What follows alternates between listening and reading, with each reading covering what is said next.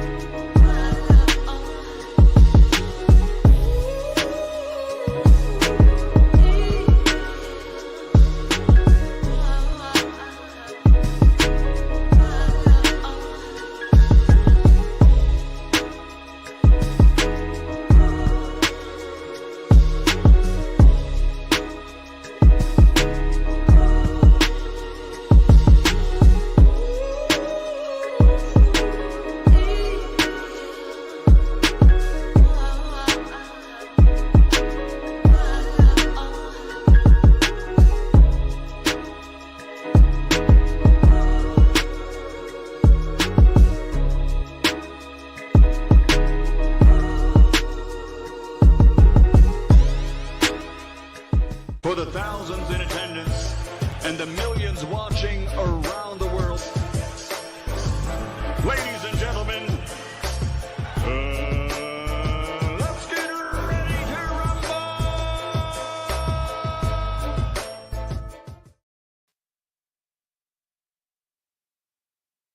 Sorry about that. Yeah. What's up, family? It's our boy, Coach Malachi Williams in the building.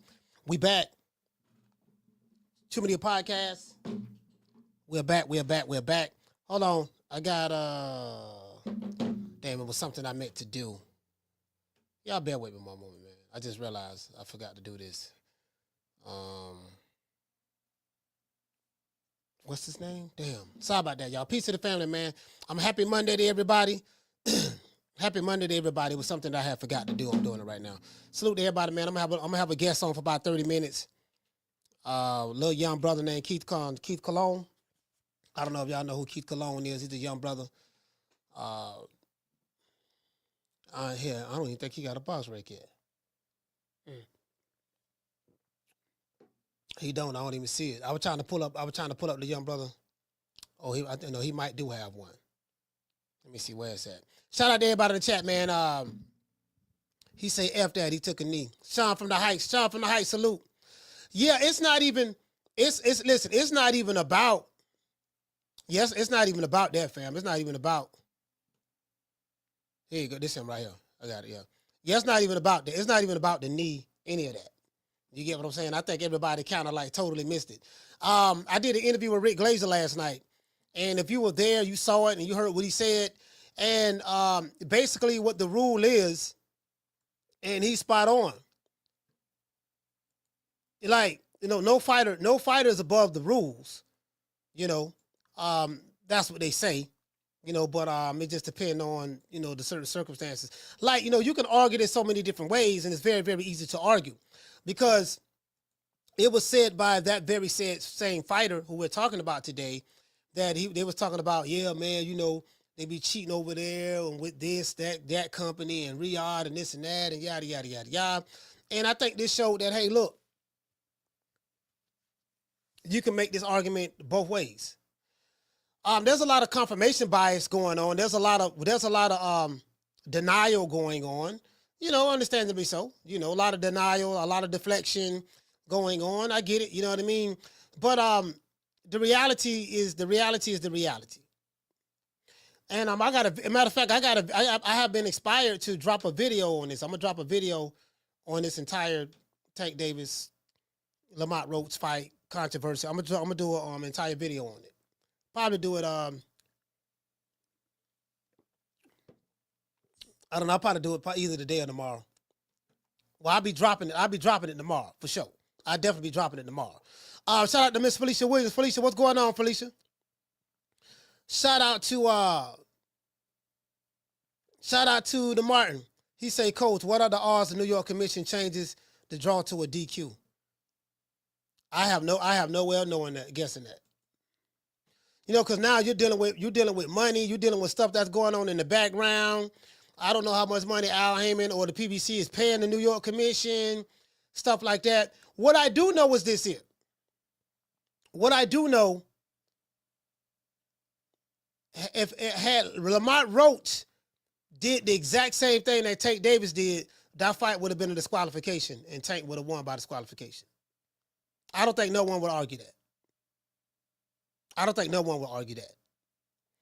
So had it been, so if your argument is certain fighters get favors, that's true. Certain fighters get favors. Tank is one of those fighters who get favors. He's just one of them. He's not the only one. He's just one of them. He's just one of them. Some say Usyk as well. He can be one of those fighters. Some say Devin Haney. Some say, just other fighters. Depending on, Canelo, you hear stuff like this here. So, I mean, that goes on in boxing. That's just reality of the situation. But the argument, there's no argument. Because you can't argue with water being wet. There's no argument about that. Water is wet. I don't care how you try to spin it. I don't care how you say, well, it really ain't wet.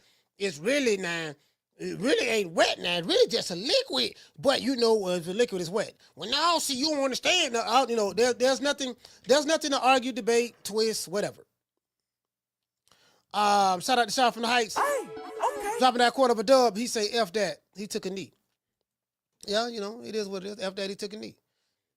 You know what I mean? So, when you take a knee, that's a form of surrendering. Down from the bar, there's a platform stage. People pimping, sharp as razor blades. Yeah, man. Yeah, you get what I'm saying. If you take a knee, that's a form of surrendering. Shout out to Adi. Adi, what's going on? He said, listen to your live show last night in the background while I was doing something. You had me in stitches of laughter. Hey, yeah, a lot of people tell me that. True. A lot of people tell me that. They say, man, when I listen to your show, man, you had me dying laughing. A lot of them tell me that. I appreciate that. Shout out to Fee from Duval County is here. Miss Black Panther is here. Shout out to the lovely La Jessica. She's here. Green Eyes P is here. The Natural. The Martin. G5. Martin Ramos. Mr. Daniel Agnew. Miss Connie is here. D-Town Funk is here. Black Sheep Podcast is here. Schoolo X-Man is here. Sean from the Heights. Miss Felicia Williams. Moose the Greats. G5 from the Bronx. Kiki. Detroit versus everybody is here. You get what I'm saying? What this should be?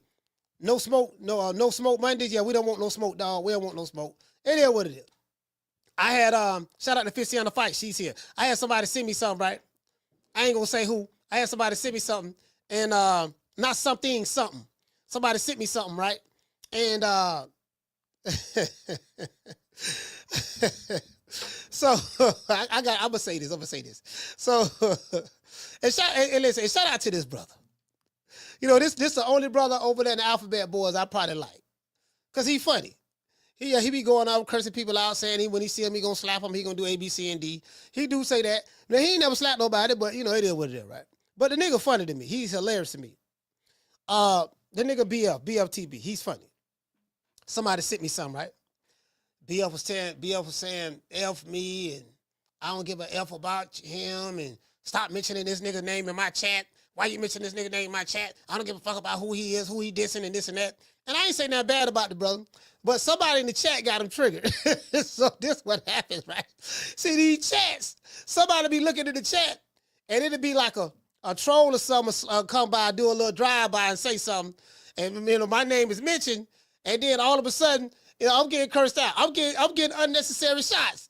The man going off on me, snapping, hollering about what he gonna do, and this and that, and yada, yada, yada, yada. Y'all been hearing this shit for 4 years. You know what I mean? So these niggas don't do nothing. But, and I'm sitting there laughing, right? I didn't even get mad at him because the nigga funny. Like, he go from 0 to 60 real quick.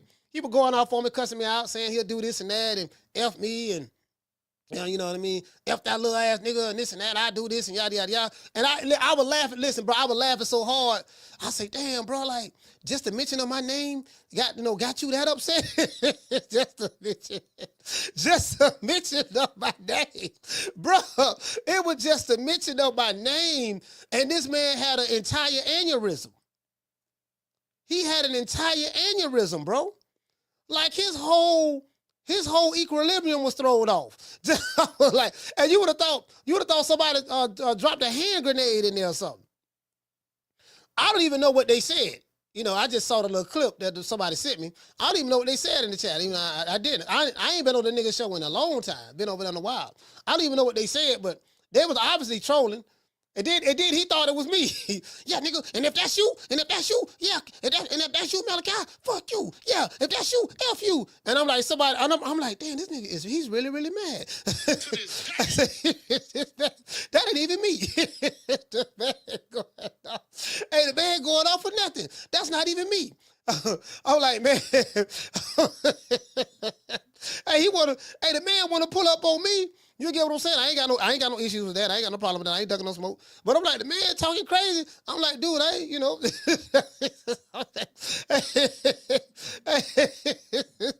Hey, bro. I said, this man look like he'll finna have a stroke, bro. It look like he'll finna have a stroke. I was like, man. Anyways. I ain't gonna lie. That ain't gonna lie. That nigga funny. I ain't gonna lie. He is. Anyway, shout out to Bless 365. We got over 400 already. $1 million question. Did Lamont Roach get cheated? Fans seem to think so. Did Lamont Roach get cheated versus Tank Davis? Fans seem to think so. And when I say fans, I'm talking about people who are fans of Gervonta Tank Davis.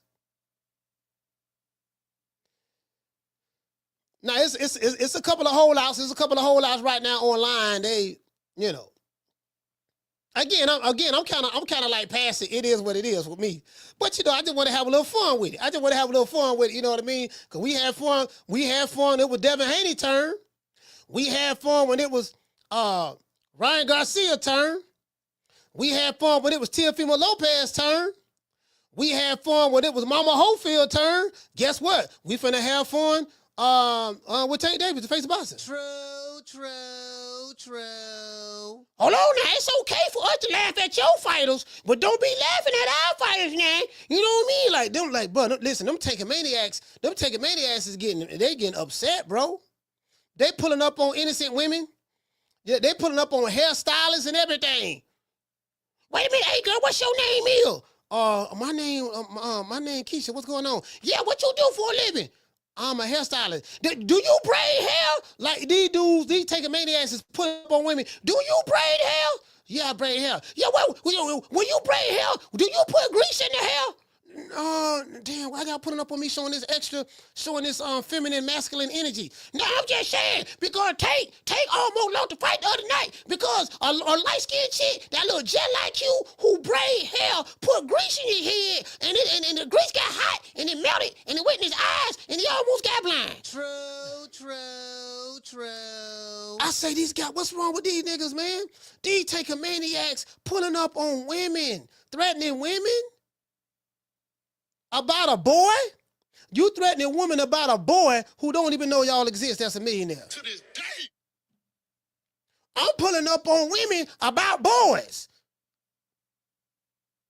I'm like, damn, okay. You know, maybe it's just me. Because I'm just, you know what I mean? I ain't, I'm from West Tampa. Maybe it's just me. I'm like, is this the norm? Is this the norm? Is this the norm? That's what I'm asking. You pulling up on women, men pulling up on women about other men. Yeah, man, she look just like you, dog. And she put grease in her hair. And I thought about it, right? I thought about the grease stain. The grease stain, I said, you know what? Don't you know, the grease has petroleum in it. Do you know what they rub on your forehead in boxing? They rub petroleum on it. Better known as Vaseline. So they put Vaseline all on your face. And you know what I mean? So the hair grease melted and went in my eyes. Yeah, you ain't put grease on there. I said, what the hell you think Vaseline is, fam? Oh, she act different. But grease and Vaseline have petroleum in it, fam. If I'm not mistaken. I ain't got but a GED. You know what I mean? But I'm just saying, I'm just asking. Are there any greaseologists in the chat? Is there any greaseologists in the chat? Any medical doctors in the chat that specialize in grease? I'm just saying. I'm just saying. You get what I'm just saying, Again, I ain't got but a GED. I ain't got but a G. That's all, dog. I ain't got, that's all I got, dog. So y'all got to work with me today. But don't they rub Vaseline on your face? Don't Vaseline have petroleum in it? And don't grease have petroleum? I'm just saying. I'm just saying. You know what I'm saying? I just want to throw that out there. Anyways, many are speculating what happened in the aftermath of the Gervonta Tank Davis versus Lamont Roach fight. Until the 9th round, Lamont gave Tank all that he could handle. Up until the 9th round, right? And all throughout the fight. The fight was close. And Lamont didn't run. Or he tried not to engage. He did the total opposite. Lamont Roach wasn't afraid of Tank's power. He got hit a couple of times with the straight left, but it did nothing to him. When he got hit, he backed up a little bit and stepped right back up in the pocket. Worked behind the jab. Lamont looked like a tactician in the ring on a mission. That rhymes. He was calm, poised, and he showed high ring IQ and displayed good punching power. Lamont cut the ring off very well and forced Tank to fight at times. Because Tank was on the back foot a good part of the fight. Then he will come forward and they'll fight in the middle of the ring. And Lamont wasn't backing up. I think Lamont entire goal in this fight that his dad was telling him, we're not going to back up. We're going to step to him. Right? Normally, it wouldn't be advised for a fighter to fight Tank the way Lamont Roach did. Some would say, look, you're a taller fighter, just work the jab and stay on the outside. Don't let him get on the inside. Don't engage with him because you might get hit with the left hand. Lamont Roach did the total opposite. No, I ain't going to try to keep this dude on the outside. No, I'm coming in there. I'm not scared of his power, right? However, some would say that Lamont Roach showed the blueprint for exactly how to fight Gervonta Davis. No one gave this guy a chance, including myself. We all owe Lamont Roach an apology. Lamont Roach, I'm sorry.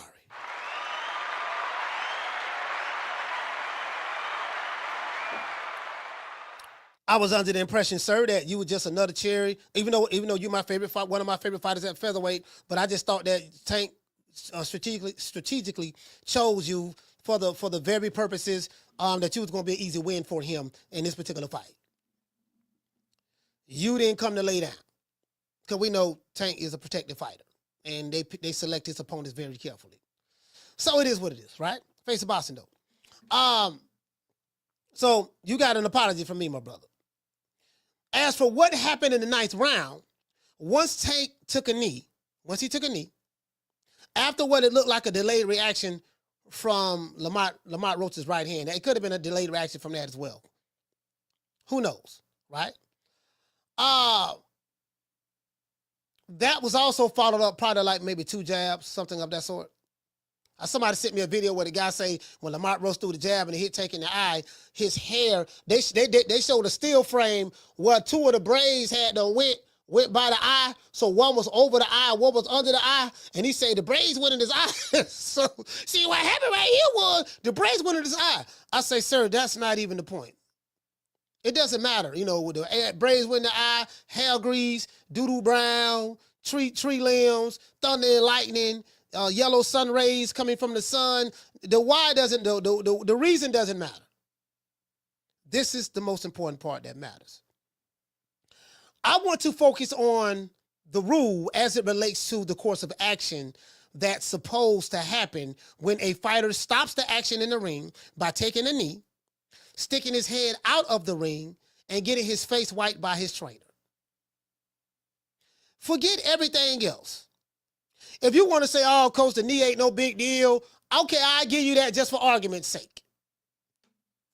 Not that I'm giving it to you, but for the sake of argument. Because I know, see, when you're dealing with remedial people who like to argue and they're remedial and they slow, you got to break it down to them to the least common denominator.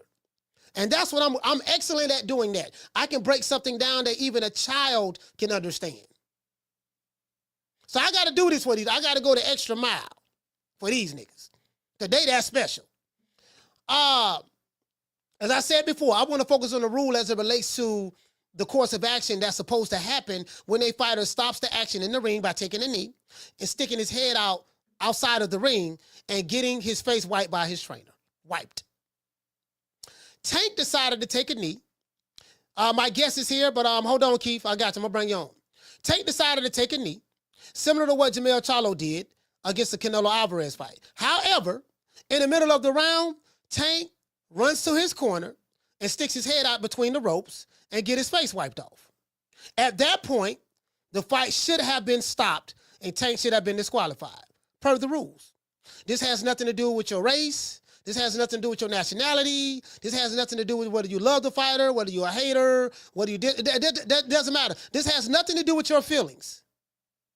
This is the rules. No matter if you from China, Japan, America, Mexico, doesn't matter. Those are the rules. No one can get around that. No one. At that point, as I said before, the fight should have been stopped and Tank should have been disqualified per the rules. Rick Glazier explained this perfectly last night in the interview.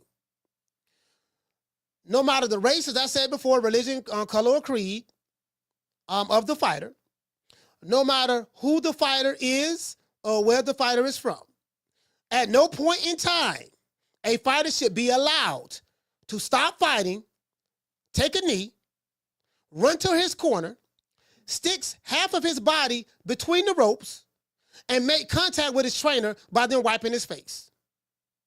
It doesn't matter what the intentions were. It doesn't matter if he was hurt or wasn't hurt and y'all know what he was doing. That doesn't matter. That's irrelevant. It's the actions that warrants the disqualification, not the intent. So based on the rules, why was this fight allowed to continue? Where did referee Steve Willis go wrong, in you guys' opinion, between the Lamont Roach and Gervonta Davis fight? Let's give everybody a round of applause.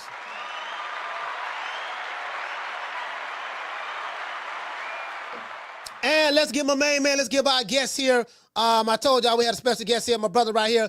Shout out to Keith. Shout out to my main man, Keith Collin, man. Keith Collin, what's going on, brother? Let's give him a round of applause. What's going on? What's going on?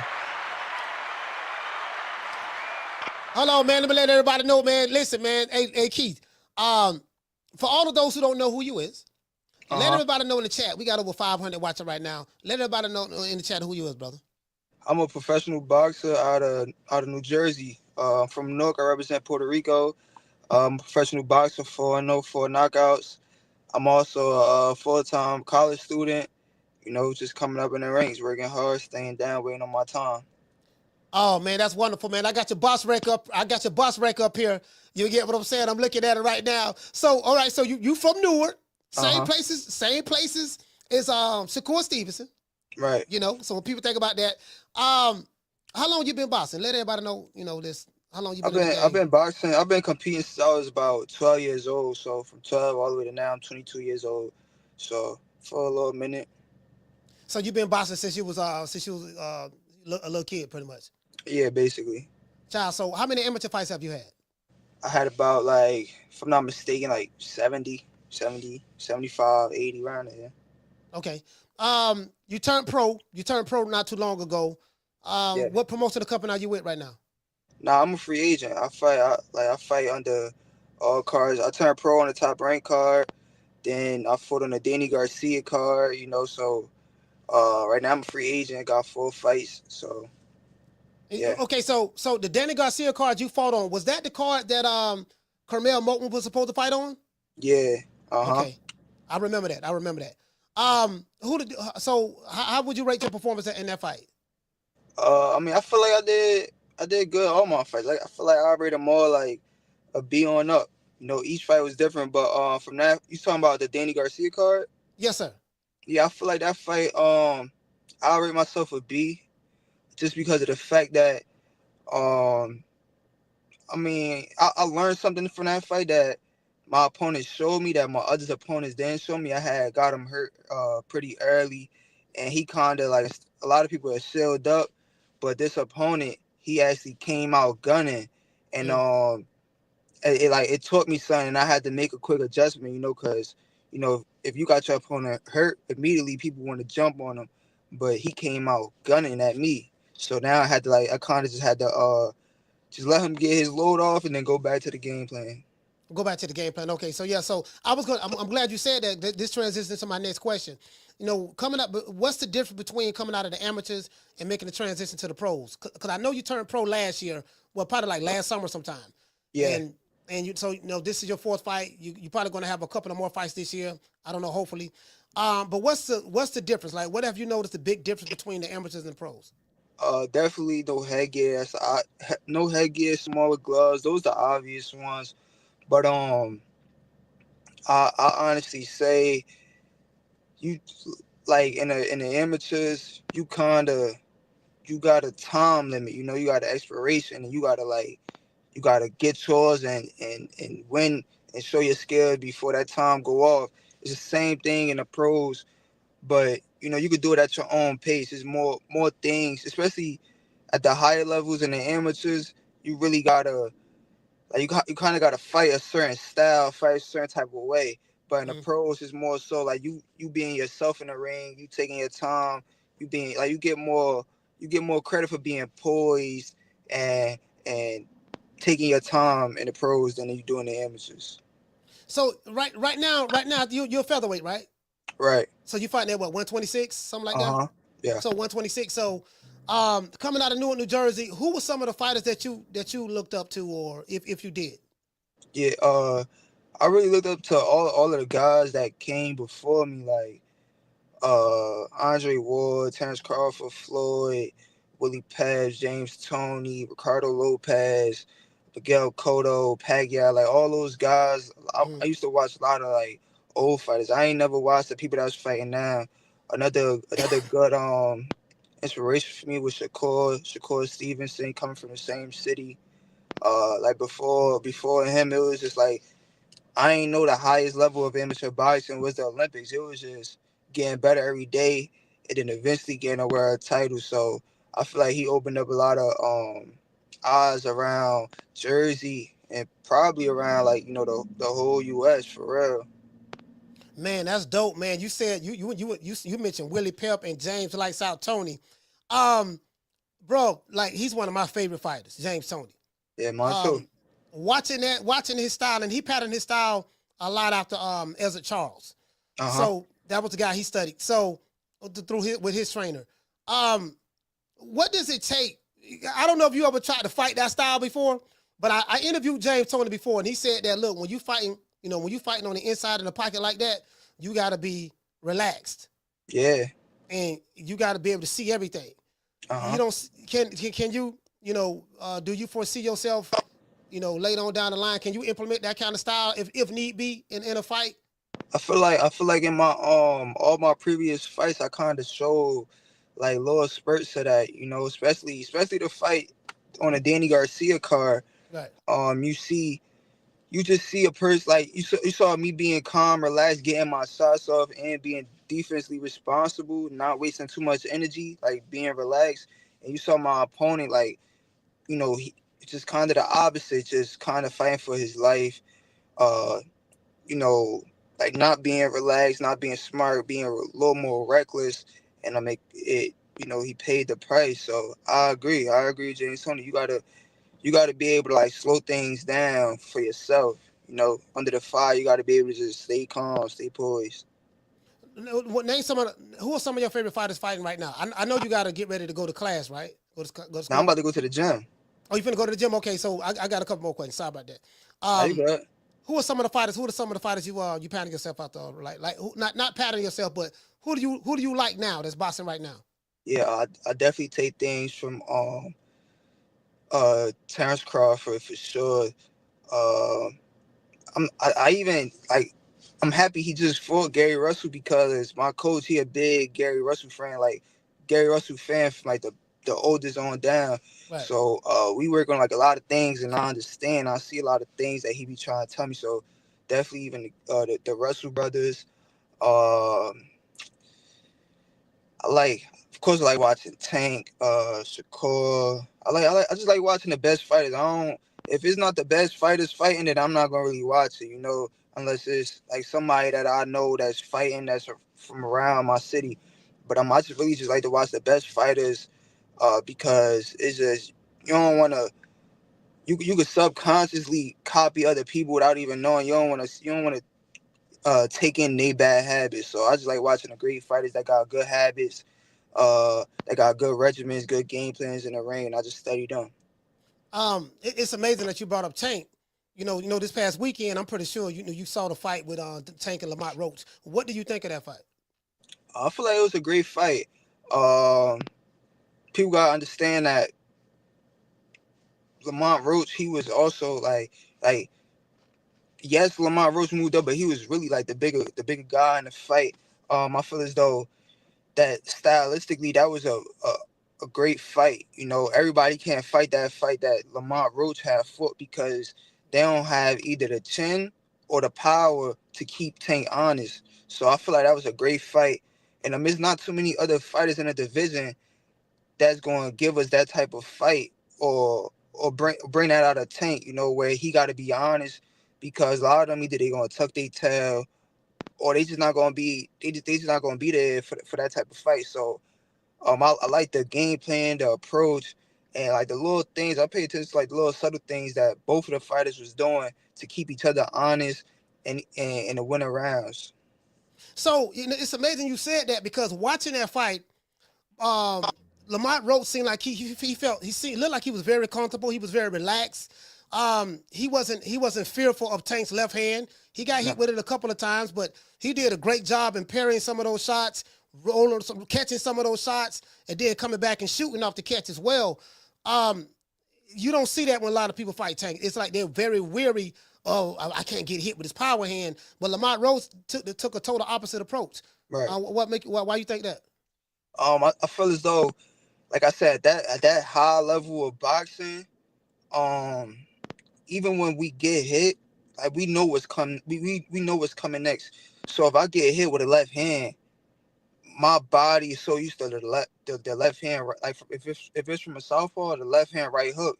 So I'm already going to start, like, even though I'm getting hit and I can't see the next punch coming, I'm gonna automatically put myself in position to get away from a left hook and then obviously fire.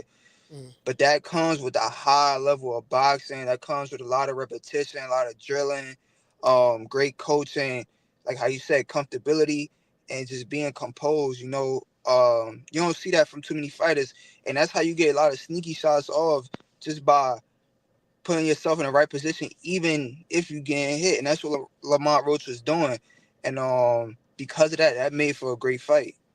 Yeah, you're right. And Styles make fights, and he had the heart and the determination to really step in there and execute.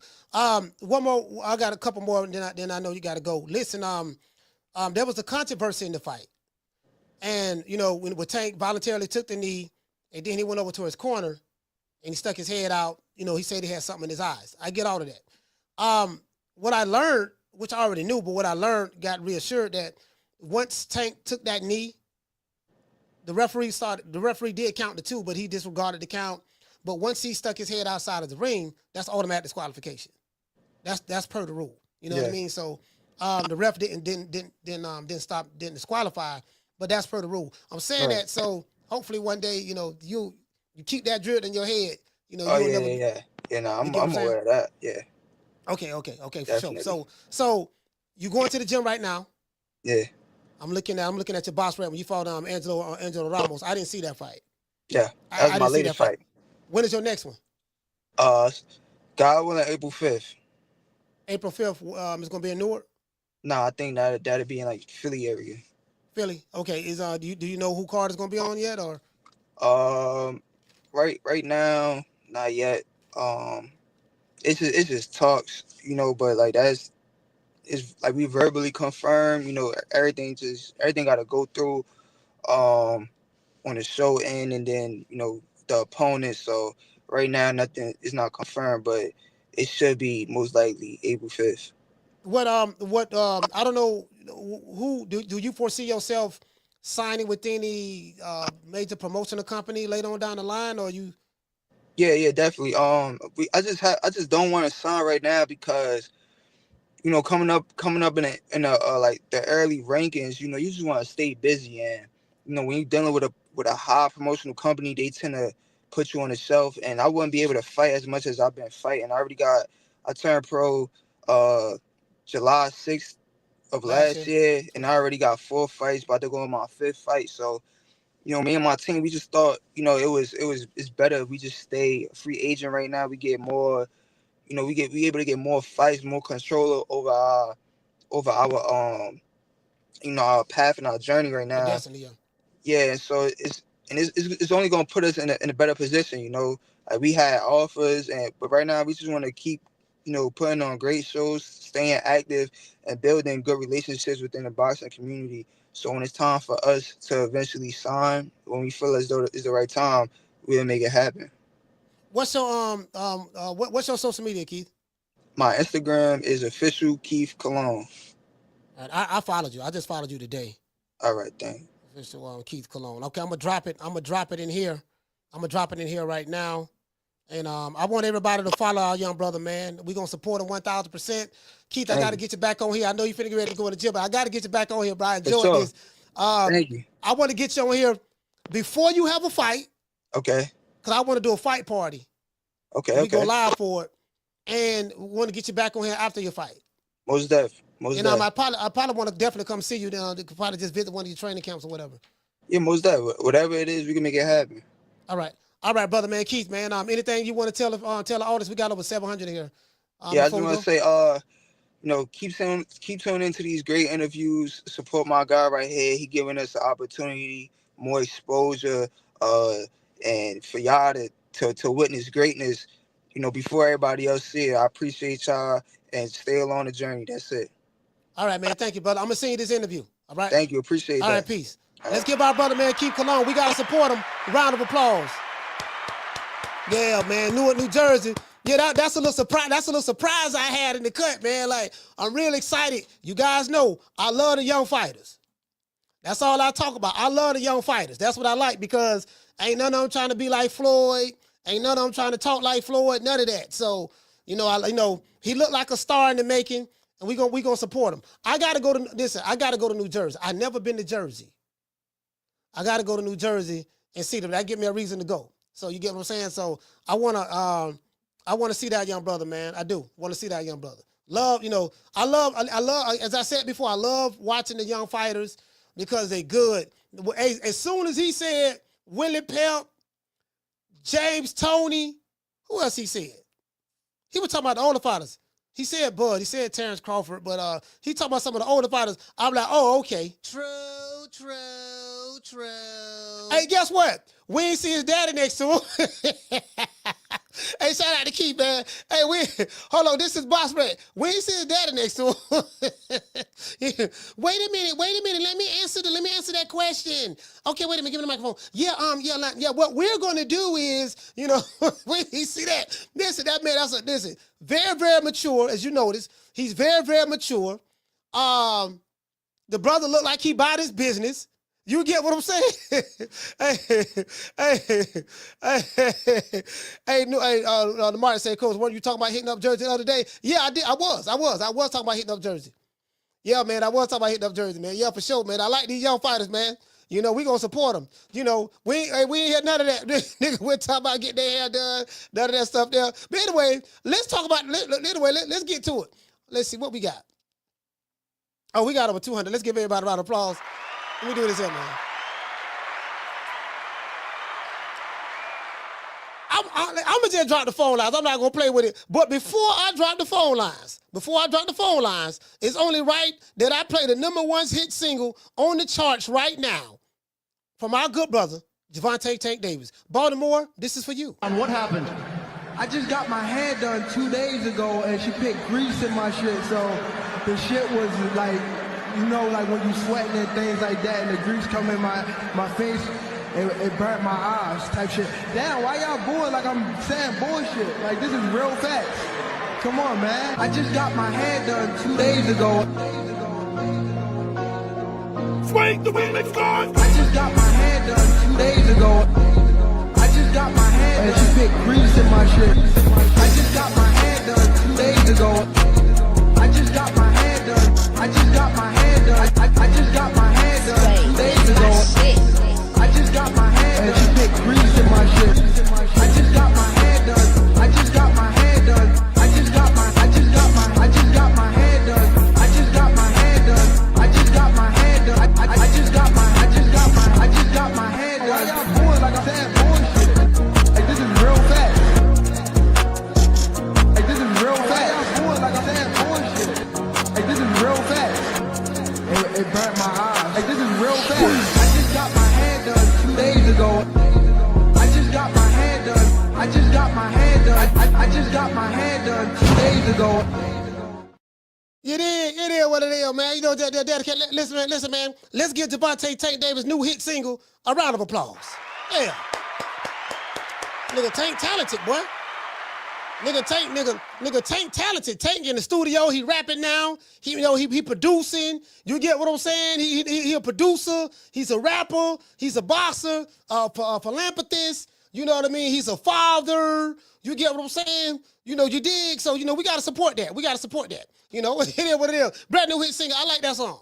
That song going platinum in the hood right now. You know what I mean? We gonna put that on the mixtape. We gonna put that on the mixtape. You dig? Anyway, before we get into the show, we gotta say what's up to the face of boxing. Hey. Yeah. Ooh, that look good. How much fun?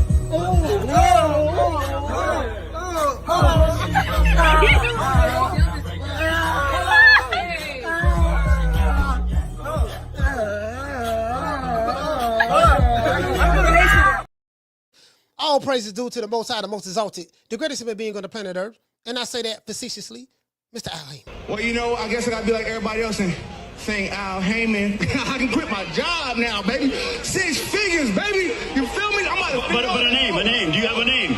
Oh, nah, I ain't got no name, you know. Name them names, man. They know who they is. Name them names, please. The names need to be named. They know who they is. The Mexican monster. Hey, you know what? I was listening to this call the other day. Was yesterday? The brother, I think it was a brother called from DC. He called from DC. I think while I was listening to the video, I was listening today. I said I'm gonna clip this call. He was going on. No, man, see what you understand. See, he was defending Tank, and he came in hostile.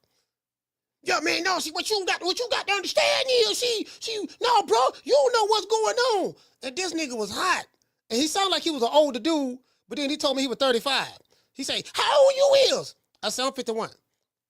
I said, how old you is? I'm 35. I said, damn, bro, he sounded like you was 65. True. Man, you sounded like a grown man.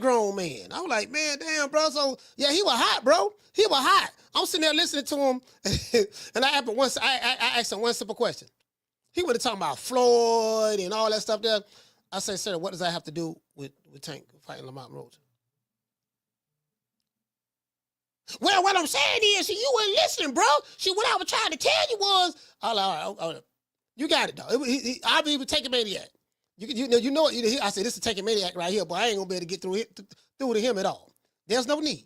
You get what I'm saying? Them Tank Maniacs a motherfucker, bro. They riding right now. They don't slid on the what the girl name? The hairstylist. They don't slid on her. They don't slid on the hairstylist. You get what I'm saying? They don't slid on her. Man, this girl all in their DMs right now, man. Let y'all, hey, y'all give me a thumbs up if y'all can hear this. She sound ghetto than a motherfucker, too. Give me a thumbs up if y'all can hear that.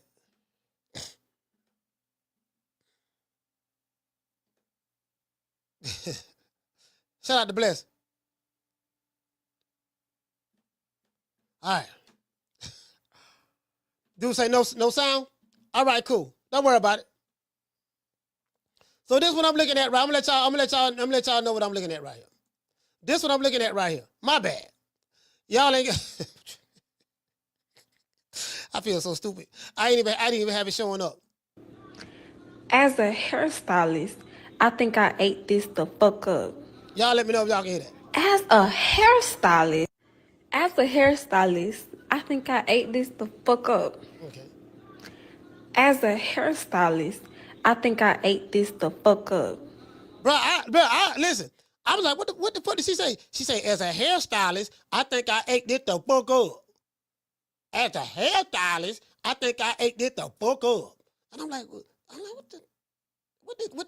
you know, I ain't trying to be disrespectful in that, but bro, like literally, As a hairstylist, I think I ate this the fuck up. As a hairstylist, I think I ate this the fuck up. All right, no problem. I ain't tripping. Anyway, so I went over here to the comment section. My favorite part of social media. Oh, I love this. What I love about social media so much. This sister here named Lee. She say Lee be the brand. Lee be the brand. The dude right here say he said you put a lot of grease. This is a guy. This is another guy. You ruined my parlay. Look like he from Baltimore. This dude right here say, so it's your fault.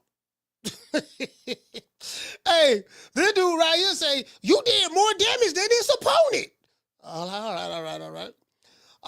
This dude right here say, you almost made Twin blind. LOL. This dude right here say TikTok messy.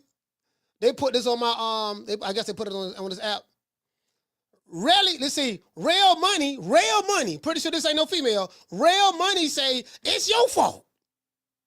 You can't make this shit up. Shout out to Feet. Grizzly Spams, pretty sure this is a man too. He say, you almost made my mans lose. This dude named Alex Hand say, you use more grease than Diddy.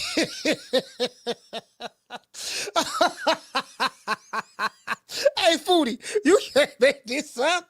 These taking maniacs going all in the woman, they going all in the woman DMs on TikTok.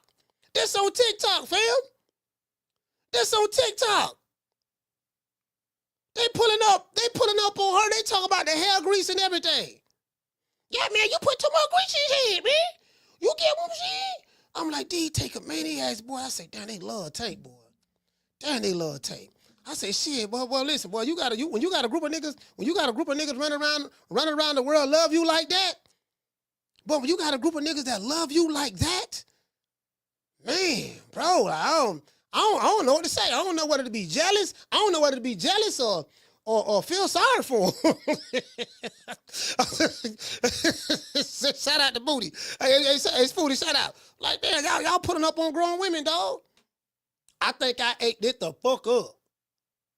At the hairstylist, I'm envisioning how she said it too. You know what I mean? Because she looked real pretty, but boy, as soon as she opened her mouth, I'm like, oh man, goddamn. And this ain't no knock on us. This ain't no knock on the sister.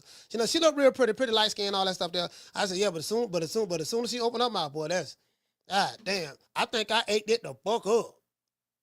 You get what I'm saying? I'm like, yeah, man, she get on the motherfucker. Anyway, again. I don't want to throw anybody under the bus. Ain't nothing wrong with that. Ain't nothing wrong being ghetto. You know what I mean? Ain't nothing wrong with this shit. You know what I mean? I was ghetto at one time.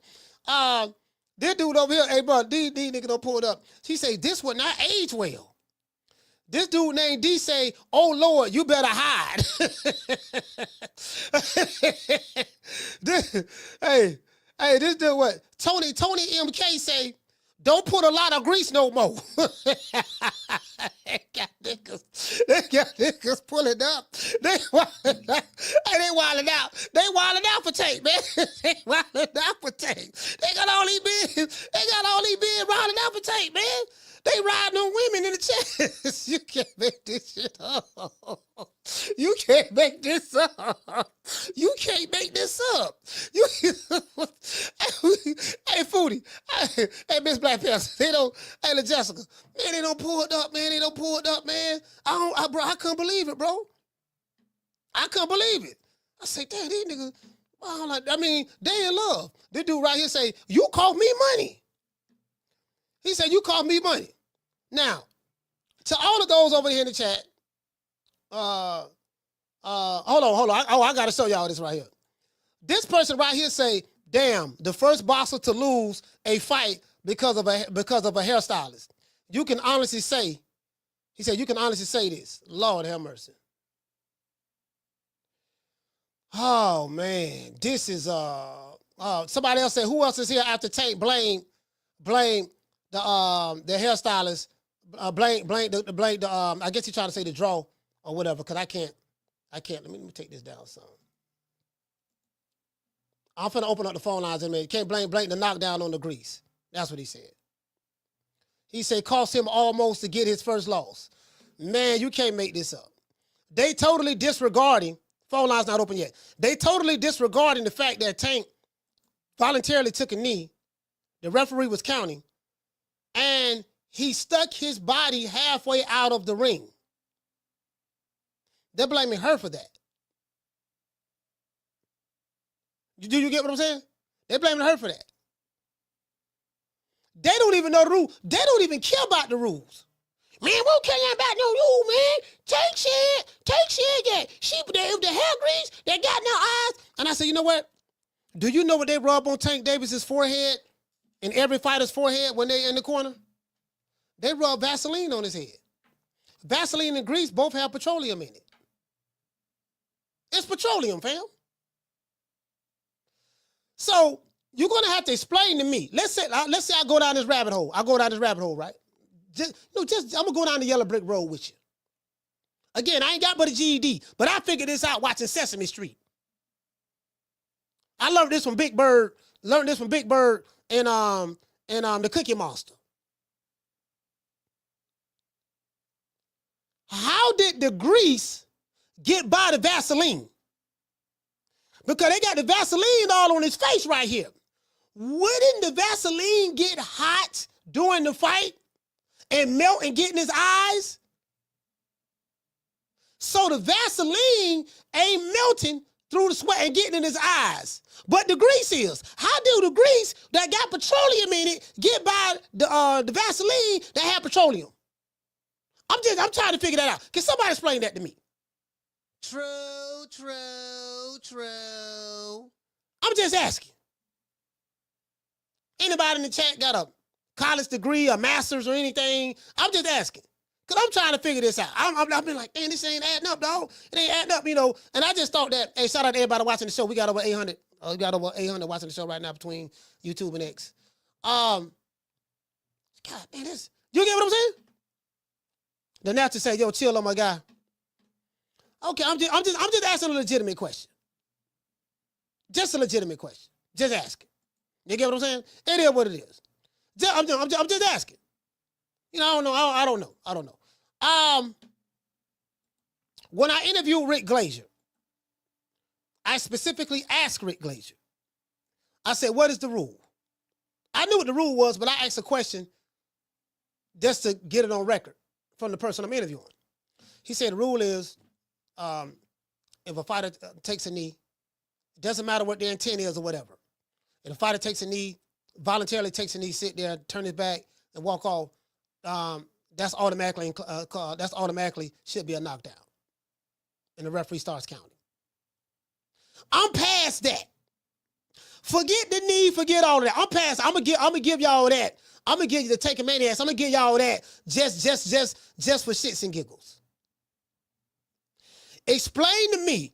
And I asked him, I said, okay, so when he stuck his body out of the ring, halfway out of the ring, what should have happened then? He say, that's automatically disqualification. No fighter can do that. That's in the rule book. Hell, we just had Keith Collin on there. He said, yeah, I know that. I know you can't do that. And he 4-0. It doesn't matter what your race is. Doesn't matter what your color is, your nationality, what part white racism, white supremacy, or whatever. It doesn't, none of that matters. If any fighter, whether it's Lamont Roach, Tank Davis, Alexander Usyk, Tyson Fury, Deontay Wilder, Shakur Stevenson, Devin Haney, this, that. If he runs to his corner, see, he's stopping the fight. I'm just going to run to my corner, stick my head out, and be like, hey, man, come here, man. Come on, come wipe my forehead. Come wipe my face. That's automatic disqualification. That's the rule. So I'm trying to find an explanation to get around that. Now, you know how I know that's the rule? Tank Davis said it. Oh, y'all don't believe me? I'm gonna play y'all what Tank Davis said. Phone line, somebody blowing the phone out. Phone lines ain't open right now, so hold on, give me a minute. I'm gonna play y'all what Tank Davis said. Forget me, cause I know how these dudes is. These dudes gonna be like, yeah. I could have stopped him. So this is Tank right here saying that he could have stopped him. I'm gonna pull it up. Let me pull Tank up. It's him right here. Let's go. Could have stopped him. It's me. Because I ain't pick it up when I supposed to pick it up. I think I was boxing too much in the beginning when I felt like it was just already late down the line. I didn't want to get caught while my eyes was burning. And you can get knocked out like that. So I'd rather take the knee than, But I didn't really know that you can get disqualified for all that. That's what I played right there. I'm gonna rewind that. He said, I didn't know that you can get disqualified for that.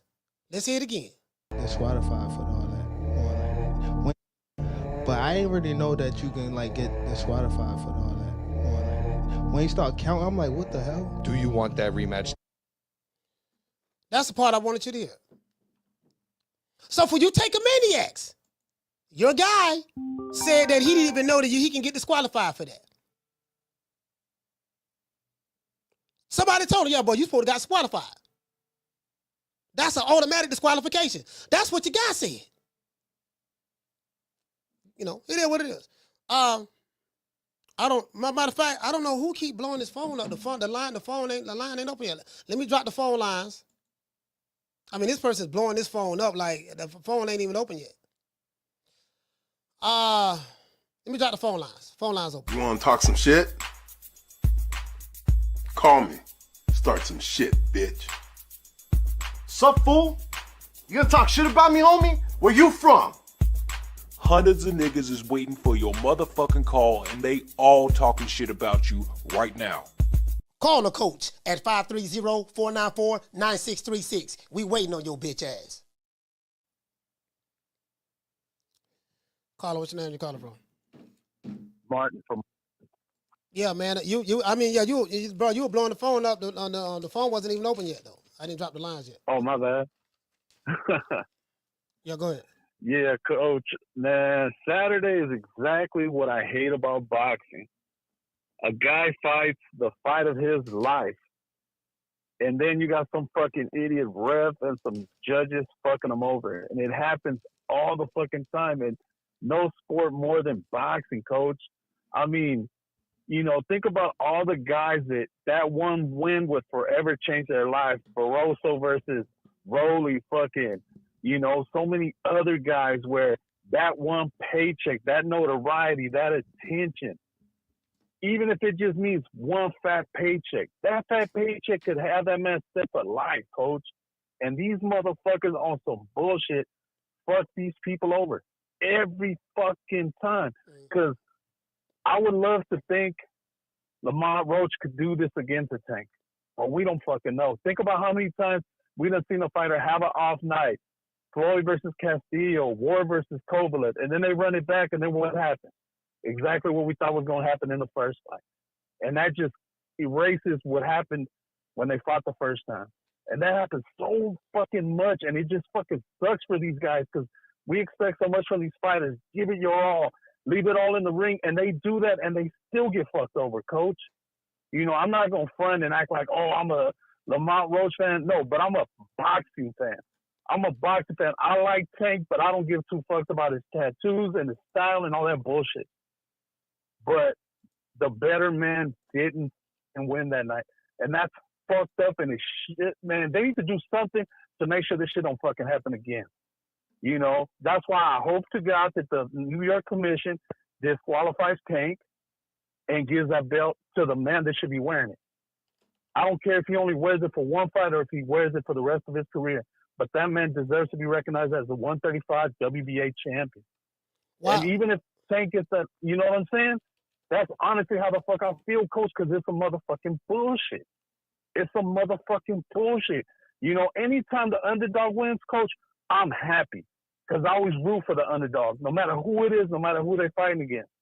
You know what I'm saying? And when it doesn't happen, it just fucking sucks for the sport. It sucks for the gamblers because it makes everybody think boxing is fucking rigged.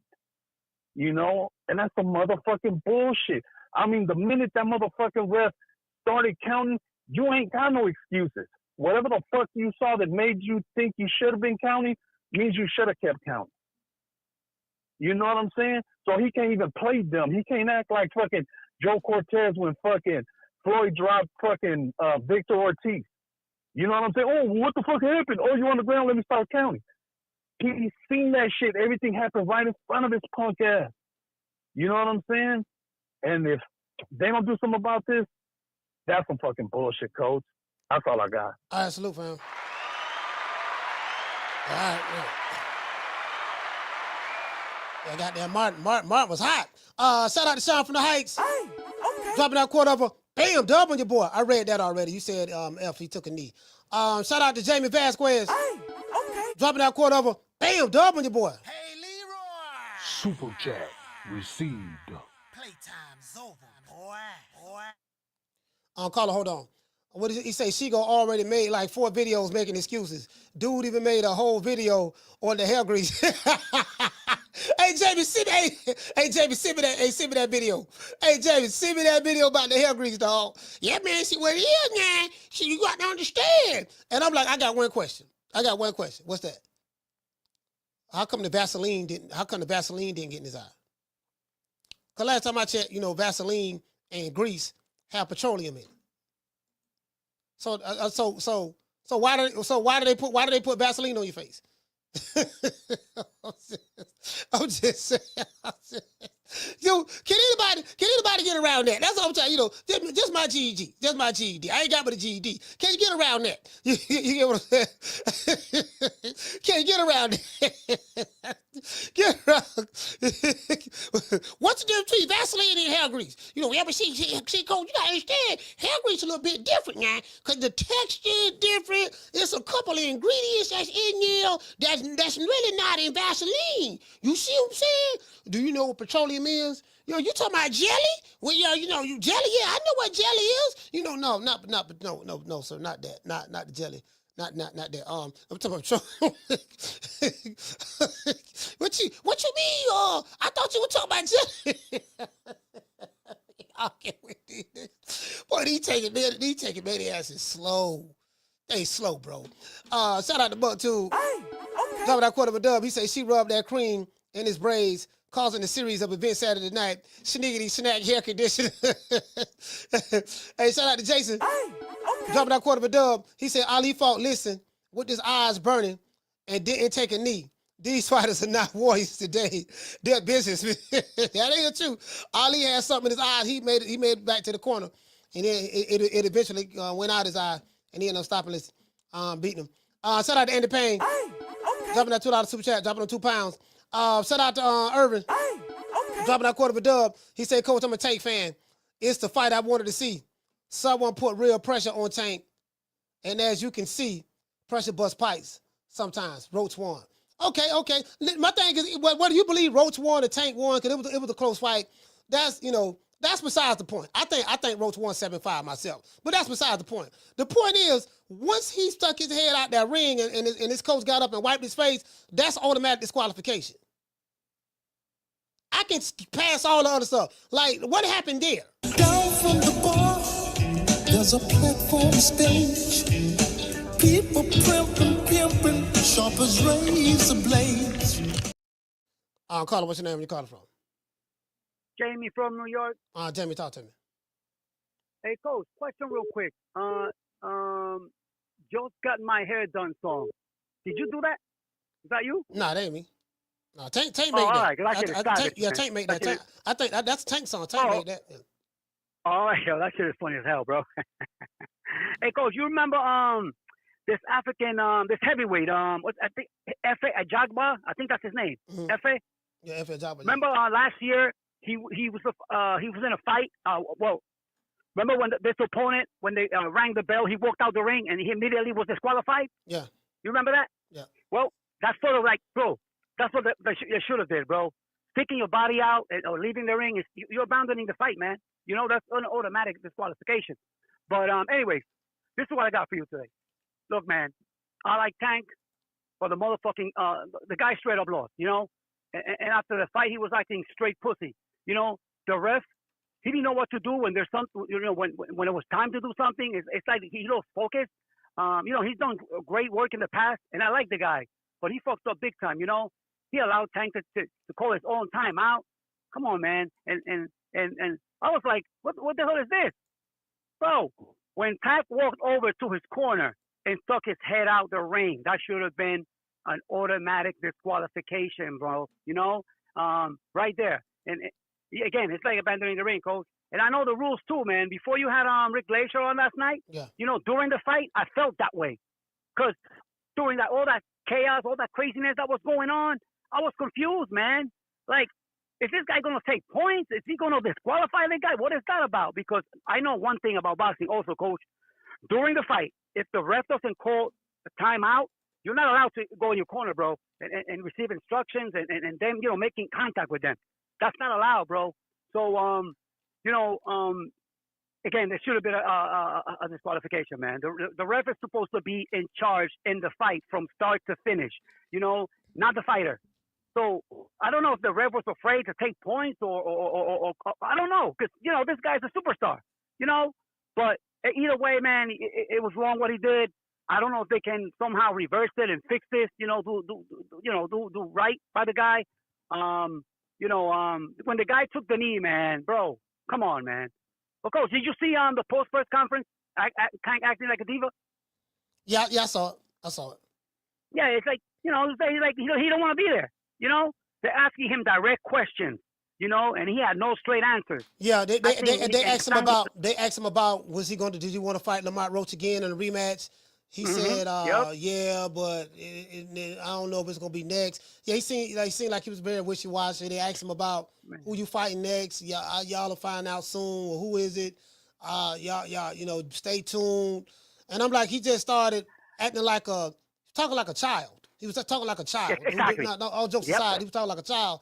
You know, he ain't had nothing to say anymore. You know, I didn't say, you know, so they were like, okay. You took the word right out of my mouth. Yeah, that's exactly where I'm going, coach. He was sounding like a stupid kid, bro. You know? Listen, bro, Tank, you don't want to fight? Get the fuck out of boxing. That's it.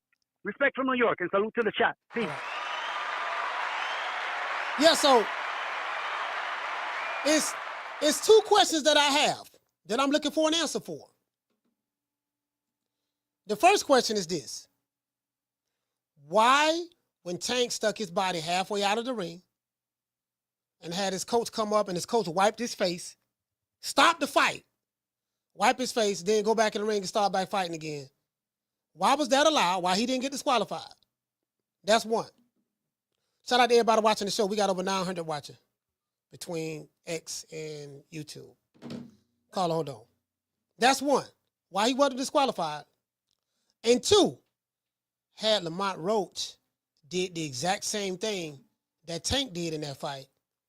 Take a knee, turn his back, go to his corner, stick his head outside of the ring, stick half his body outside of the ring, and his father, which is his trainer, wipe his face, what would you Tankamaniac say?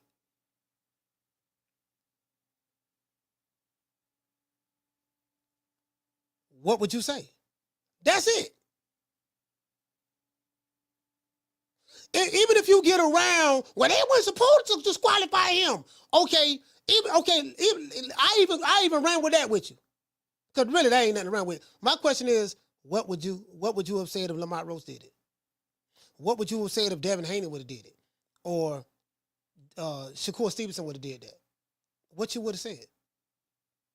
Imagine Imagine Shakur Stevenson doing that, what Tank did on a Riyadh season card under Turkey Al-Sheikh. Do you know what all the Tank Maniac YouTube channels would have said? Yeah, man, see, that's why Tank, he can't go over there and fight with them. Man, you see, they don't even follow the rules, dog. They be cheating. Man, they let Shakur stick his body halfway out the ring and in the fight and let his trainer come in there and wipe his face. Just stop the fight. Man, that's how they do it over there. That's exactly what they would be saying. Am I lying? Y'all know I ain't lying. Carter, what's your name? Where you call it from? What's up, man? This is Darnell from St. Louis. Darnell from St. Louis, talk to me. Yeah, and you right, because the ref started counting as soon as he went down. So the ref natural reaction was to start counting. So that proved the point right there. Yeah. If Lamont Roach would have did that and started looking at him all crazy, he would have still kept counting. I think because it's Tank and it's such a big name, you know, sometimes refs show a little favoritism sometimes. Mm-hmm. But a point I wanted to make, man. All right, listen, Darnell, man, St. Louis, stand up, fam. Salute, brother. Thank you for calling. St. Louis.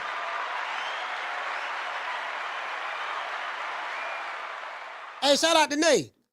Listen.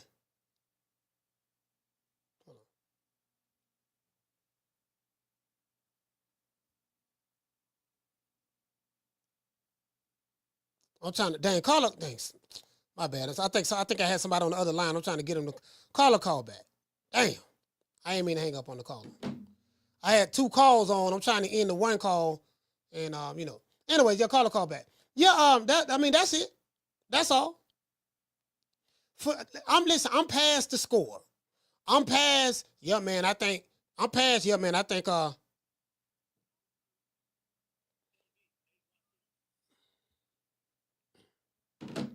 Carter, what's your name? Where you calling from? Hey, Coach, it's MB813. MB813, talk to me, brother. Hey, Coach, this remind me of one time I was watching UFC or something, and there's a guy named Greg Hardy was fighting. Mm. And in between rounds, this joker pulled out an inhaler like for your asthma and hit the asthma pump in between the rounds.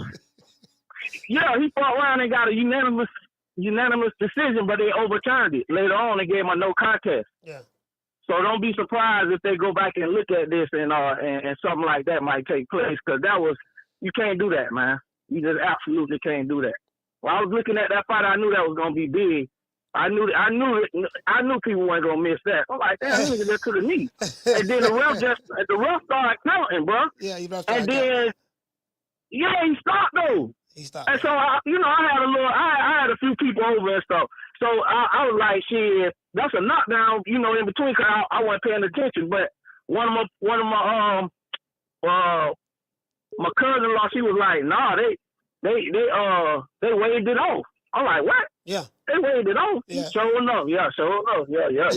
But don't be surprised if they go back and revisit that shit, and let's see what they do. But like you say, Coach, it's a lot of politics involved, so we'll see. Yeah. Hey, but that's my call, Coach. MB813, I'll man. let you get on with the rest. Hey, thank you, brother. Hey, man. Sure. Hey, T-Town, stand up, man. T-Town, stand up. Hey. That's Tampa, of course, Tampa. Bro. Hey, the man, bro, listen. That's a whole lot this dude did. Dude, you started the 10 count, then you stopped it. Then you asked the man, hey, man, what's going on? You let the man talk. Listen, this man, hold on. Man, taking the corner, talking to his baby mama, signing autographs. Coach Calvin bringing the man Popeyes chicken to eat. He took a bite out of some Popeyes. He sent this, he accepted a collect call from his cousin that's in jail, told him he was going to send him some money. He did all that, and then he come back in the ring, and the ref like, man, what's up? What you mean? What's up? Man, don't do that again, man. You could have. I swear, I should have stopped the fight. I could have stopped the So my question is, had that been Lamont Roach that did that, do you think the referee would have stopped that fight if Lamont Roach would have did that? Of course he would have. Of course he would have. Do you think? And listen, of course he would have. It ain't a doubt in my mind. Carl, what's your name? You calling from? Hey, what up, Coach? It's Coach Eddie from ATL. Man, Coach Eddie, talk to me. Yeah, man, if that would have been, they would, first of all, Steve Willis would have called that a knockdown. I mean, you thinking that hairstylist is getting threats, man. He would have been getting all kinds of threats, man. That dude would have had to leave the country, man. Hey, man, hey, Coach Eddie, I'm looking at this woman's Instagram. And let me explain this here. You have Tank fans and you have Tankamaniacs. There's a difference. Tank fans are sensible. All of my homies are Tank fans. They like Tank. They don't love him, but they like him. They like Tank and they like Bud. That's what they like. But then you have Tankamaniacs. Tankamaniacs is Ellie sucking nigga nutsack, boxing she-gold, knockout 86 or whatever, fag none. Those are Tankamaniacs. So there's a difference. The Tankamaniacs is attacking this lady on Instagram. Go ahead, Coach Ed. I'm sorry about that. Yeah, no, you right, though, man. I'd say Steve Willis would have called that a knockdown, man. First of all, he would have never, ever got to ref another big fight in his life. His career was on the line, first of all. You know what I'm saying? Las Vegas would have been on his head, no Diddy. He would have been getting all kinds of threats. You know what I'm saying? That man would have been, it would have ruined his career, man. Just keep it 100. Second of all, if Tank landed that same punch on Lamont Roach, all the Tank and man would have said, you see how much power Tank got? He just barely touched the man. He almost knocked him out. Yeah, he buckled Tank. He buckled Tank. Yeah. But Tank see, got buckled. If it would have been the other way around, though, if Tank would just barely hit Lamont with that same punch, and then Lamont went down, they would have been talking about how much power Tank got. But Tank just barely touched the man, and he almost knocked him out. That was like a kung fu hit. You know, they would have came up with all kinds of stuff. They made Tank this legend and all this, man. But at the end of the day, catching bullets with his teeth and all that there. Yep. I can see boxing she-go right now. That was just like one of them blood sports. You remember when Claude Van Damme hit the brick and the bottom brick blowed up? That's the same type of punch that Tank landed. You know, it would have been crazy, man. But bro, Steve Willis wouldn't have made it out of that arena, man. They would call that knockdown, man. That man life was on the line. Hey, think about it. He was on he was under pressure. He's like, man, if I make the wrong decision, boy, it's gonna be bad for me. All right. Hey, Coach Ed, salute, man. ATL. Excuse me. Yeah, man. Somebody don't send me a video. Fag, no. He said proof. Gervonta Greasegate, fake news. Lamont Roach, no knockdown, call correct. Bro, you can't. Boy, you can't beat these niggas. Boy, you can't beat them, dog. But I can't beat you like that. I can't beat you like that, fam. This fag done. Proof. Gervonta Davis, Greasegate, fake news. Lamont Roach, no knockdown. Correct call. Hold on. Bro, these Tankamaniacs, bro, like, fam, listen, if Fag None is he damn near 60. He's in his 50s. He's in his late 50s, bro. Like, fam, you Tankamaniacs come in all ages. Like, this is a pro Tank Davis channel. Oh, my God, bro. Hey, like, Fag None. I call him Fag None. You know what I mean? Yeah, man, I'm like, bro, like, come on, fam. Lord have mercy. Carter, what's your name? You calling from? Hey, what up, Coach? It's Fee. Fee, talk to me. Hey, listen, to be honest, this is really unfortunate because Lamont Roach is not getting the attention as far as his performances that he deserves because you have so many people, talking about the knee. They calling, arguing with the braider, threatening her life about the stuff getting in Tate's eye. The focus is on her. The focus is on, what the legalization of whether, the knee was okay to take, and they arguing about that. Nobody is focusing on Lamont Roach's performance. You know what I'm saying? It's unfortunate that his moment is being stolen away from him because niggas want to call it cuss out the breaker. You know what I'm saying? Yeah. They want to cuss out Tank Davis. This is weird. I want to say kudos to the brother. He did amazing. He showed that he ain't no sucker. He came in with the attitude like, you ain't finna just get me out of here by the 5th round, nigga. You know what I'm saying? We finna boogie. And he went in there and got busy. And, they're not talking about his performance the way they should. Instead, the focus is on Tank and the stunts that he pulled. And to be honest, when I looked up at Tank's face, like when they zoomed in on his face when he took that knee, he had a look like, man, F this. I got my money already. This nigga don't want to go down. He don't want to lay down. I'm straight. But it's like he thought about it and said, let me just act like something in my eye. You get what I'm saying? Yeah. I don't even think it was so much as, Lamont hurt him. I'm not saying mine ain't hurt him, but I don't think it was so much as that. I think it was that he got frustrated because Mont wasn't going out like no sucker. You know what I'm saying? And he was going to have to fight for that win. And he don't got it in him to do it with nobody who really is his competition, as we now all see. You know what I'm saying? And it's unfortunate for Mont that he gotta, not enjoy his victory. Because for me, it's a victory, not because he won. It's a tie. I had him up, but because he was the first person to cause Tank to not get a victory in the KO, or a win in a, you know what I'm saying, obvious fashion. Mm-hmm. So I feel bad for Mont, man. No, you know what? People don't lie to saying that Lamont Roach won. Like, listen, my friends, they love Tank. Well, they like Tank Davis a lot. That's their favorite fighter, Tank and Terrence Crawford. They like Tank a lot. Yeah. But when they say Tank lost, and these are the guys who are very, they're not Tank maniacs though. They're like, nah, man, Tank lost that, bro. Like, they were like, man, that don't look like the same Tank, this and that. And they were giving Lamont Roach props. But everybody, my question is, once you stick your body out of the ring, that's automatic DQ.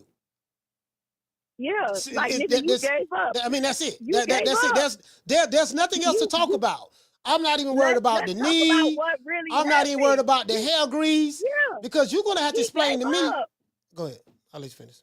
He gave up. I'm sorry, Coach. He gave up. Come on now, go ahead and call it what it is. You can see the look of defeat on his face and the frustration that this nigga wouldn't lay down and take them punches and you know what I'm saying? He was eating all them shit and he was coming back. You know what I'm saying?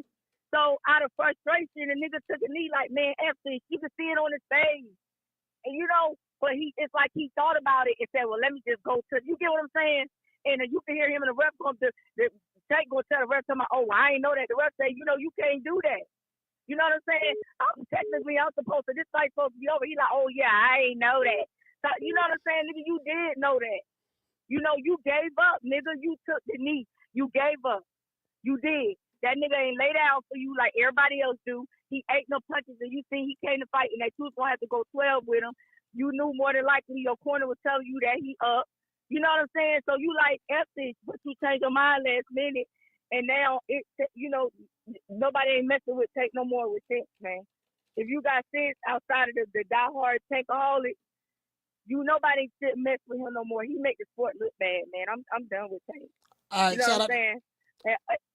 And also, one more thing, and I'm sorry. And notice that this happened when Calvin was his head coach. You know what I'm saying? Dishonor play a lot in your life. Don't dishonor people, coaches. You look out for me, say you've been there for me, and I dishonor you anyway. The way the world works, the way life, you reap what you sow. You don't dishonor people who put you in position. And you can tell him and Calvin had a dishonorable moment. All right, shout out to Fee. Huh? No, go ahead. So yeah, I'm sorry. You can just tell they had a dishonorable moment, and it cost Tank. You know what I'm saying? And he ain't gonna go out in the blaze of glory like you say. You know what I'm saying? He gonna go out bad. That's all I got. Salute to Tank. All right, shout out to Fee.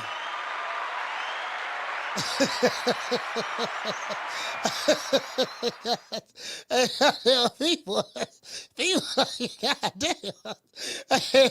Hey, doggone Fee. Hey, I read yours already. Shout out to Witty. Dropping that quarter of a dub. He say Tank thought he was going to sneak out the back door and retire before getting exposed. You know what? Tank, somebody, M. Cole said Tank looked at the ref. He did look at the ref. He made eye contact with the ref first. Caller, hold on. He made eye contact with the ref first and then just ran to the corner. It was strange. Everybody looking like, what he doing? This nigga don't have a lunch break. He putting in for PTO. You know, he trying to file his tax returns. He accepting collect calls. He telling Coach Calvin to order something from Buffalo Wild Wings. I'm like, man, this man, and the ref just sitting there. And I said, if Lamont Roach would have done that exact same thing that night, what would have happened? Shout out to the Martin, dropping that $2 super chat. He say Tank got his hair braided again during the break. Shout out to Miss Felicia Williams. Dropping that quarter of a dub. She said that's why Tank won't go to Saudi. He won't get a fair robbery. I say, bro, well, the man always, every time he fight, he got his hair braided. His hair was braided when he fought Hector Luis Garcia. His hair was braided when he fought Ryan Garcia. His hair was braided when he fought doggone Frank the Ghost Martin. So I'm like, this man's hair was always braided, and we never had these issues. And it's the same lady braiding his hair. Why all of a sudden this time it's a problem? Did anybody think about that? Your hair always get braided from the same lady in every fight. Why all of a sudden this time, yeah, dog, she put some grease in there, dog. You mean petroleum? Petroleum hair grease? Yeah, petroleum hair grease. Bro, don't you know that? Do they rub Vaseline on your face? Yeah, they rub Vaseline on my face. You do know that the same thing that's in Vaseline that is in hair grease. You do know that, right? It's petroleum, fam. It is? I'm like, bro, this is too easy. And I ain't got but a GED. Just imagine if I would have had a college degree or something. I'm doing all this with a GED. And watching Inspector Gadget and Hawaii 5-0 and Hill Street Blues coming up. And Magnum P.I. and Cannon and Bonanza and doggone the Wild Wild West and doggone Barnaby Jones. And Hawaii 5-0 and Kojak. I figured all this out just watching them in the GED. Just imagine if I had a master's degree in something. True. Shout out to Bold Understanding. Jumping out $2 super chat. He say Tank lost 2 Ferraris with Turkey after Saturday. Caller, what's your name? Where you calling from? Curtis from Long Beach. Curtis, talk to me. Man, this whole thing is ridiculous. You know what I mean? Like, saying that your eyes is burning, but it's fighters that have blood all over their face, and they can't take a knee and run to the corner and, have them wipe the blood out their face so that they can see. So I don't even understand what we're talking about with this shit. Like, this whole thing, like, he should get a DQ, but at this point, it's like, that still ain't even fair to Lamont because he can't never get that moment back where they say, and new. You know what I mean? Like, he was winning that fight, and he would have won had that been ruled a knockdown, and that's the only fucked up part about it. Like, even if they do overturn it and give him a DQ, you still took that moment from him. Like, he can't get that back. So, it's kind of a fucked up situation. But somebody told me, Tank told the ref to stop counting. Like, he started counting. They said, Tank said stop counting. Like, what you doing, stop counting. I didn't go back to watch it to see if that's what he said, but... Hey, guess what? And the nigga stopped counting. The ref stopped counting. That's what he did. Yeah, he stopped counting. He stopped counting. But they said Tank told him to stop counting. Like, what you doing? Stop counting. You know what I'm saying? And then I remember the ref saying, "You got to tell me something." Like, I don't know what's going on. Like, I remember him saying something like that. Like, but it's still fucked up. The nigga stopped counting. He stopped counting too. He was like, "Hey man, what you doing, man? Stop counting." Oh, okay, all right. 1, 2. Hey man, what you doing? Stop counting. I'm ordering the pizza right now. Yeah, dog. Hey, check it out. Hey, Calvin. Yeah, hey, let's tell my baby mama I said that the car seat in the garage. Okay, yeah, I tell her Tank. Yeah, and my cousin just called collect. Hey, tell him I'm gonna send him the money in the morning, JPay. I'm gonna send the money in the morning, JPay to the Fed. All right, brother. Like, then somebody said he had his braider. She over there, replatting one of his hairs. Okay, I gotta rebraid this one. This one here coming out. Let me tighten this up a little bit. Cause the grease getting in. Go ahead. Yeah, man. but on top of that, it's even more suspect. Like if I'm Lamont and that's me in my corner. Man, I'm saying, look, bro, it should be a disqualification because they wiped him with something, man. Like, I don't know what the fuck was on that towel. And he came out throwing punches after that. Like, man, I don't know what the fuck they wiped him with. So, they put some cream on him. I'm going the Schofield route. They done wiped some cream on his forehead and gave him some extra energy or something, man. So, I don't know, man. Like, that whole thing is ridiculous, man. They ain't supposed to touch that dude. It should have been a DQ. Like, this looked bad. Like, but the Athletic Commission in New York, if you did something to Ryan and you overturn that, I don't think it should be a no contest. I think it should be a DQ if you're gonna do something. You know what I mean? Well, that's the rule. The rule is DQ. That's the rule. But nothing is going to happen. I'm not even tripping on that. Nothing is going to happen. I'm just asking the question: where did the referee go wrong at in that fight? And there's several things we can point out. He went wrong when he stopped counting. Yeah. He went wrong as soon as he stopped counting. That's where he went wrong. Yeah. You know what I mean? You had it right when you were counting. And then for whatever reason, whether it was Tank telling you something or somebody else telling you something, you stopped counting. Now, I need to go back and see, how usually when somebody takes a knee or go down, people at ringside be counting. Was there anybody at ringside counting or was they just as confused? I don't know. I mean, I don't know. I know he said timeout. He did say timeout. He stopped the time. He did do that. Yeah. All right, man. That's my call. All right, salute, fam. Yeah, he said timeout.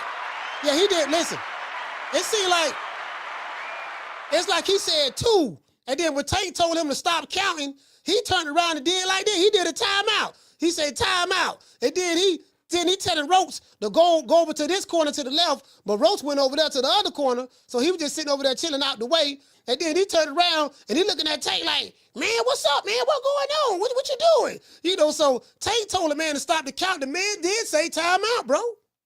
The man said timeout. Literally. I can show it to you. The man say timeout, bro. Like he did just like this here. I was like, hey, shout out to Mike. Hey, okay. Dropping out half a dub. He said Tank himself admitted that in the post-fight press conference, he intentionally took a knee because he didn't want to get knocked out. The Tank and Maniacs have no argument and are still crashing out. Trying to make sense out of nonsense, to be fair. What is that noise? Something keep coming up on my damn computer. He said Tank needed this boxing lesson because of how he disrespected Coach Calvin, who been there for him from day one. He said, now we see where you been. Now you see why he been in the witness protection program. Yeah, well, pretty much. Shout out to Black Sheep. Hey, okay. Dropping that quarter of a dub. He said, Abdul Wahid deserves this for the arrogance he displayed for years. You reap what you sow.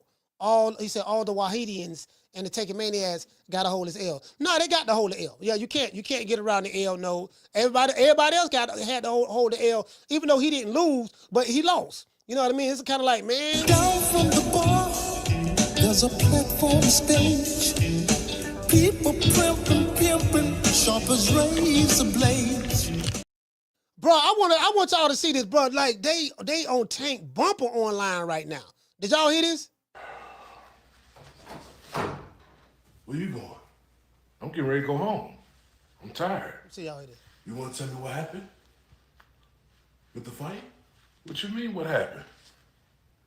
It's a tie. No. It wasn't supposed to be no tie. I was supposed to win. Look, you lucky Roach ain't knock you out. All right? That's what you lucky about.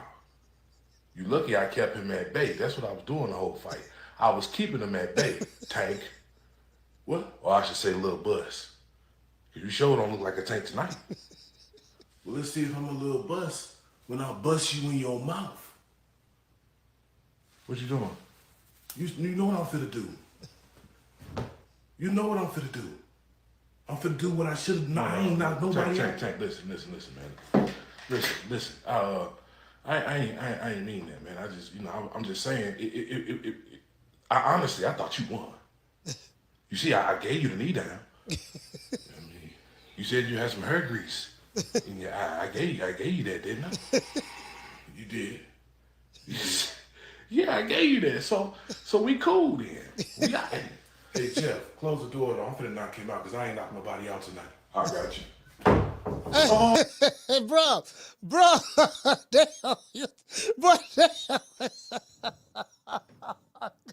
damn, this man bumper, bro. Damn,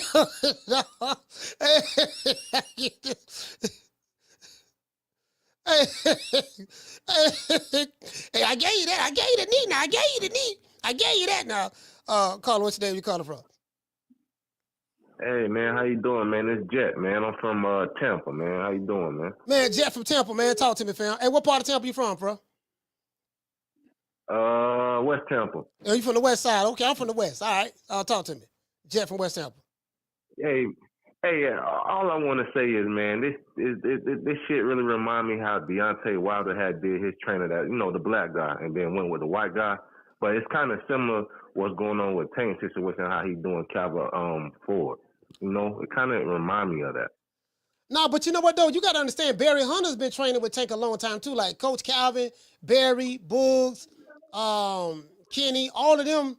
Tank came up with all of them, to be fair. Like, and then Calvin Ford was right there as well. I mean, he wasn't the lead. Barry was the lead, but he was still right there in this corner. Him and Kenny was in this corner. You right. So what you think the next step for Tank? I mean, if he ain't gonna fight Rose, what you think the next step? I think Tank probably gonna fight Esau Cruz. I've been consistent at saying that. I think somehow they're gonna make that fight happen somehow. That's what's up, man. I appreciate you, man. Shout out to you, Coach. Hey, man, shout out to Jet, man. West Tampa, stand up. Salute, brother. Yeah, man, West, y'all. 33607. Yeah, you get what I'm saying? So, I mean, they was right there. I mean, you know, it is what it is. So, okay, what we need to figure out is this here. We need to figure out what type of hair grease it was. Was it Royal Crown? Was it Royal Crown hair grease? Like what we doing now, we got to get to the bottom. We got to get to the bottom of the grease now. You know, was it gooch grease? You know, was it hair grease or gooch grease? You know, we need to find out what type of grease this girl used on his head. All the taking maniacs that's on TikTok. What I need y'all to do, I need y'all to slide in that young lady's DM, Pretty Little Red Bone, slide in that DM and find out what type of hair grease did she use. Because we need to make sure, you know, now, what I'm trying to figure out is this is a legitimate question. She braids your hair all the time.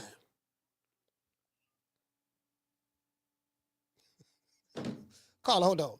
She braids your hair all the time. Did she put any hair grease in your hair when you fought, what's my main man name? Rolly Romero? Your hair was braided.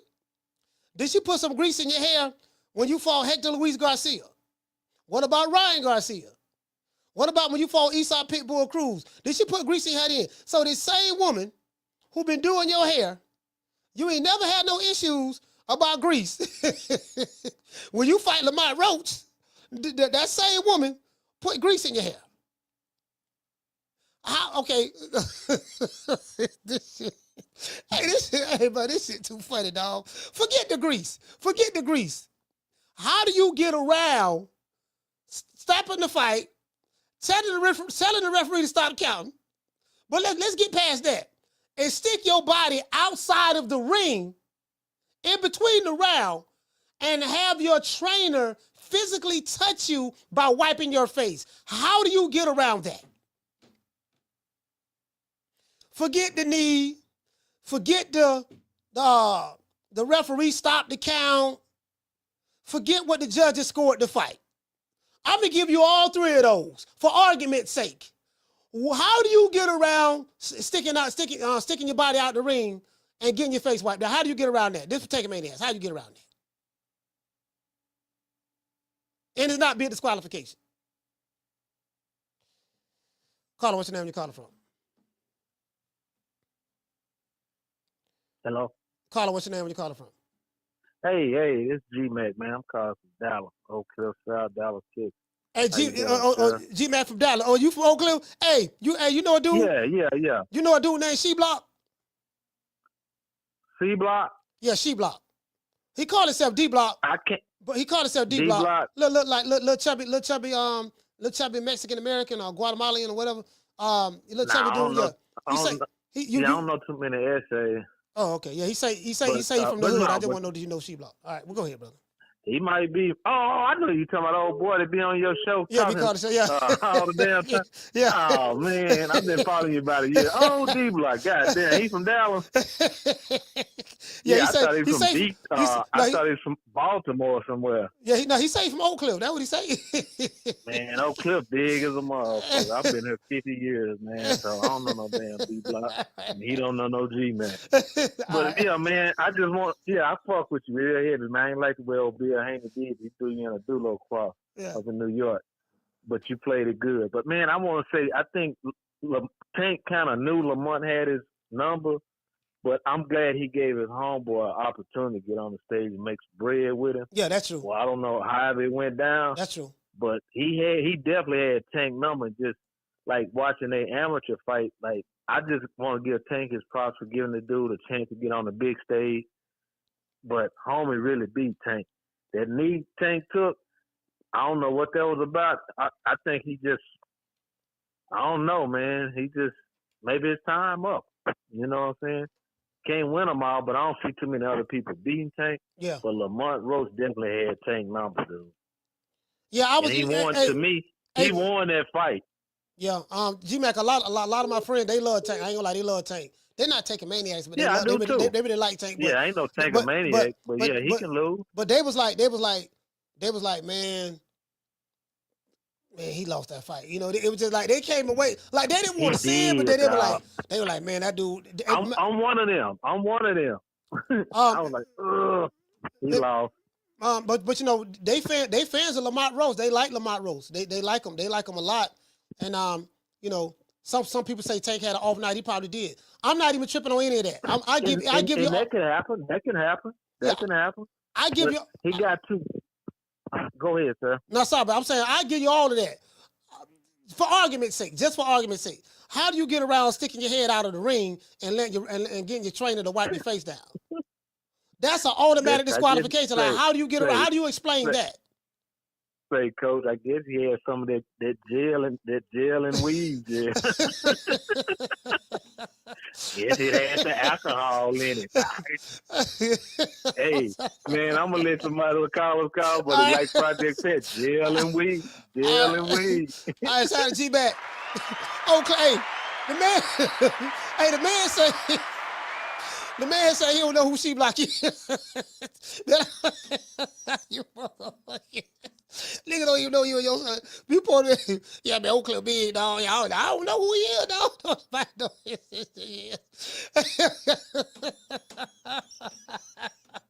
I was just saying, dog. Hold on, let me look at some more stuff. I got some more stuff over here, man. Some people sent me. Boy, they sent me all kind of stuff, bro. Hold on, this She-Block. Hold on, who this is?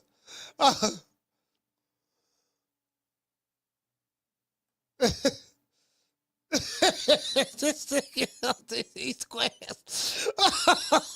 They don't send me two Take Your Maniac YouTube channels. Carla, what's your name? Where you calling from? It's Kermit from DC, Coach. Kermit from DC, talk to me, brother. Man, Coach, that is it's a shame, man. First, the referee, he blew it. All he shouldn't even get paid that night, man, because he let Tank get down on one knee, stop the count. then Tank told him to stop, and he stopped. Yeah. He stopped the count. And then stuck his head out. He stuck his head out there and got his. He said, "Wait a minute, ref. I got to get my face wiped off." Stuck his head out there, got his face wiped off, then came back. And you know, man, that is pathetic, man. They should. What are they talking about doing? Doing something to the ref? Or is there anything? What are they talking about? No, man? No. They not talking about doing that to the ref. They pulling up. They pulling up on the lady, man. The hair braider. They don't pull it up on our social media on TikTok, and they don't pull it up on her, bro. But she said she did it here last Wednesday. Didn't she say she did? She said she did it last Wednesday. That don't even make sense. She totally denied the claim that Tank is making against her, people talking about something, oh, well, she ain't gonna get paid no more. She ain't got to worry about being this hairstylist no more. And I'm like, bro, y'all worried about the wrong thing. Tank lied on the woman and said that she the reason why he took a knee and stuck his head out. She the reason why he took a knee, stuck his head out of the ring, risked getting disqualified because she put grease in his hair. So she got a right to come back and say, no, that ain't what happened. That's not true.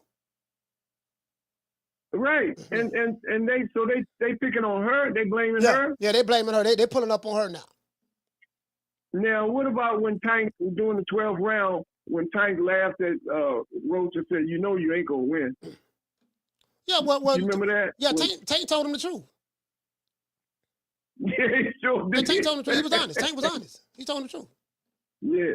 You know you're not gonna win if by the judges ain't gonna give it to you. Yeah. She told him the truth. So He told him. Man, this boxing shit is pathetic, man. Yeah, he told him the truth, bro. Man, it don't make no sense. I know he did, but every week, seems like every other week, man, with a boxing match, there's some kind of drama associated with a fight, man. You know, I don't know, man. I don't know, Coach. But good show, man. Thanks for the call. All right, salute, fam. Hey, shout out to Kurt, man. She moved it. Somebody got to see me there. Yeah, she moved it. Yeah, she said, man, look here, man. She said, look here. I didn't even hey, listen, y'all check this out. Now this is a pretty young lady. This is a pretty young lady. Y'all check this out. Just imagine a bunch of men pulling up on a woman like this in her DMs talking about you almost made my boy, you almost made my dog lose the fight. You put too much grease. You put too much, hold on. You put too much grease in his hair. And guess what? They ain't got no shame, bro. Bro, they ain't got no shame. None. No shame at all. No shame at all. No shame. I'm like, bro, I can't even imagine me putting up on any woman, confronting a woman about another man. Especially a man that I don't know.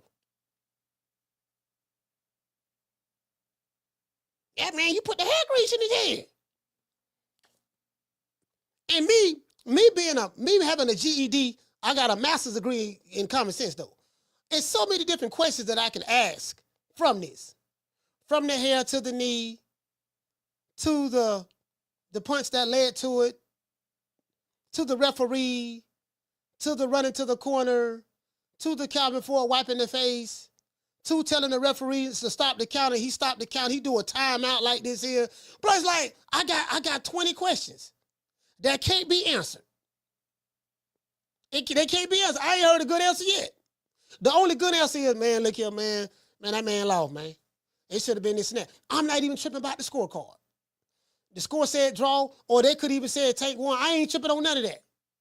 How do you get around something that's an automatic disqualification for any fighter anywhere on the planet Earth? Sticking your body through the ropes mid-fight and having your trainer come up to you, grab your head and wipe your face. And then sticking your body back in the ring and telling the referee, my bad, I'm good, let's go. Caller, what's your name? Where you calling from? Yeah, no. What up, Coach? Tyreek from Savannah. What's up? Man, Tyreek, talk to me, brother. Man, boy, these young niggas got it good, man. Back in the 80s, niggas was fighting with Jerry curl juice and blood in their eyes, man. Come on, man. You can't make this shit up, man. Hey, nigga fight with Jerry curl. Hey, nigga will fight with Jerry curl. Hey, Mitch Green had a Jerry curl. And guess what? When him and Mike Tyson fought, Mitch Green would talk about Jerry curl juice getting in his eyes, blinding him. Tyson didn't say no Jerry curl juice got in his eye, and that Jerry curl juice burned. I had some Jerry curl juice get in my eye one time before. Yeah? Yeah. And blood, nigga, Jerry curl juice and blood, man. That's like putting lemon juice in your eye, man. Come on, man. Shit, yeah. Hey, did you see that little exchange in the corner?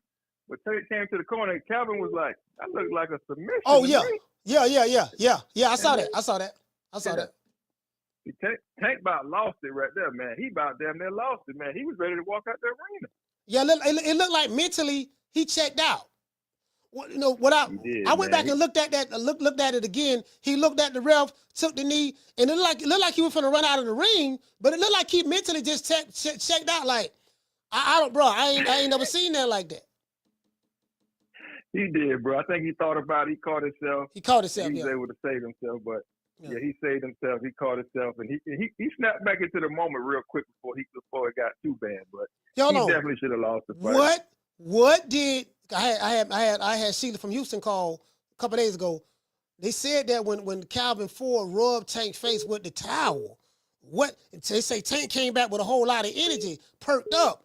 Like what happened? Now they saying, did he give him something to spike him up? Well, like, what happened? But check this out, like, even when Tank stuck his head out the ring, Calvin just wiped his head. Like, he didn't wipe his eye. He didn't wipe it wasn't like a specific area he was trying to wipe. He just kind of wiped his forehead. He didn't wipe his eye. You notice that? Like, yeah, he didn't wipe his eye. If something was in his eye, he just kind of wiped his forehead.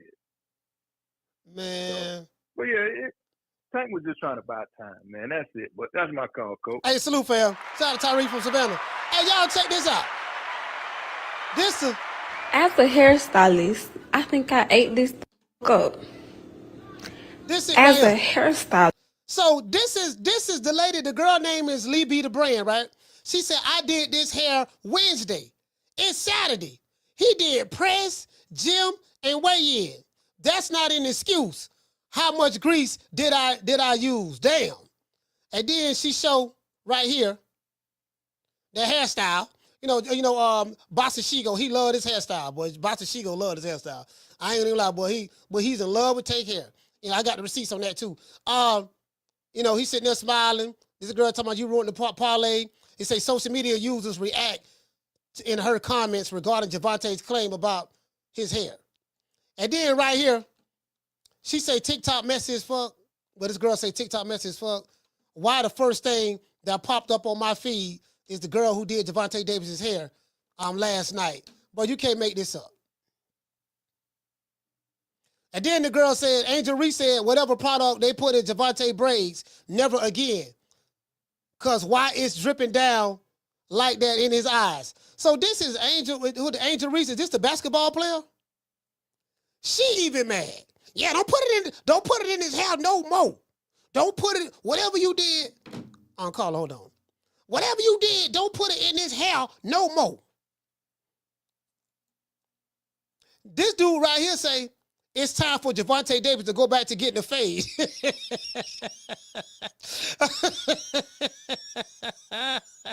This say it's time for him. This chick said, she said Gervonta went on TV and blamed his hairstylist for making him take a knee in the 9th round. And y'all really upset. She's clearing up the rumor. If you're going to be anything, be serious. Y'all think it's cool to attack a black business. So the grease out your face, everything. Just go back to that. But how you stop it from happening? Come nappy. Get it done after the fight. Come trash, naughty by nature. You know what I mean? Come with the afro out. Like, everything ain't about the look. I get it. It's a great look. Because listen, I ain't going to say and hold you. If I had a fight, or if I'm a boxer, I'm coming out fresh too. Because you got to think, niggas ain't wearing that for free. You get money for that. Mm-hmm. You get paid for that. But you know what works for the last few fights. You know what happens. You know what to do not to keep it in your face, bro. This shit right here. I can't believe this is even news. Yeah, me see the hair sheet, the hair grease. Hey, Carla, what's your name? Where you calling from? New York. Carla, what's your name? Where you calling from again? Sorry about that, brother. Yep. It's Whitty calling from New York. What's going on, Coach? Hey, Whitty from New York, talk to me. Man, listen, man. I watched the fight probably about two, 3 times, right? And I'm looking at it because when I first seen the fight and he took the knee, I was just so confused. So I'm like, I got to look at it again. So The thing that, I want to say is about the ref Willis, right? I'm looking at it and I'm like, Steve Willis, yeah. he was confused. He didn't know whether to take a point away, right? To disqualify him or technical knockout. It was like 3 different things he could have did, and he did nothing. Nothing. I'm like, what's going on here? He said for 3 different things he could have did. I'm like, bro, you had 3 different things to pick from, and you couldn't do it. The only thing you thought to do was tell him, yo, listen, man, you can't do that. You can't do that. You gotta let me know. And I'm like, man, but I got a quick question for you, Coach. Right? So, like, say if Roach, try to get it overturned, right? And I know they have like a clause in the contract where like it's a rematch or whatnot. Now, if you get it overturned, does that automatically activate the rematch clause? Yeah, if they got a rematch, yeah, they're gonna fight anyways if he gets it overturned. Which I don't think they're gonna do that. I mean, I think if it was any other fighter, they would do it.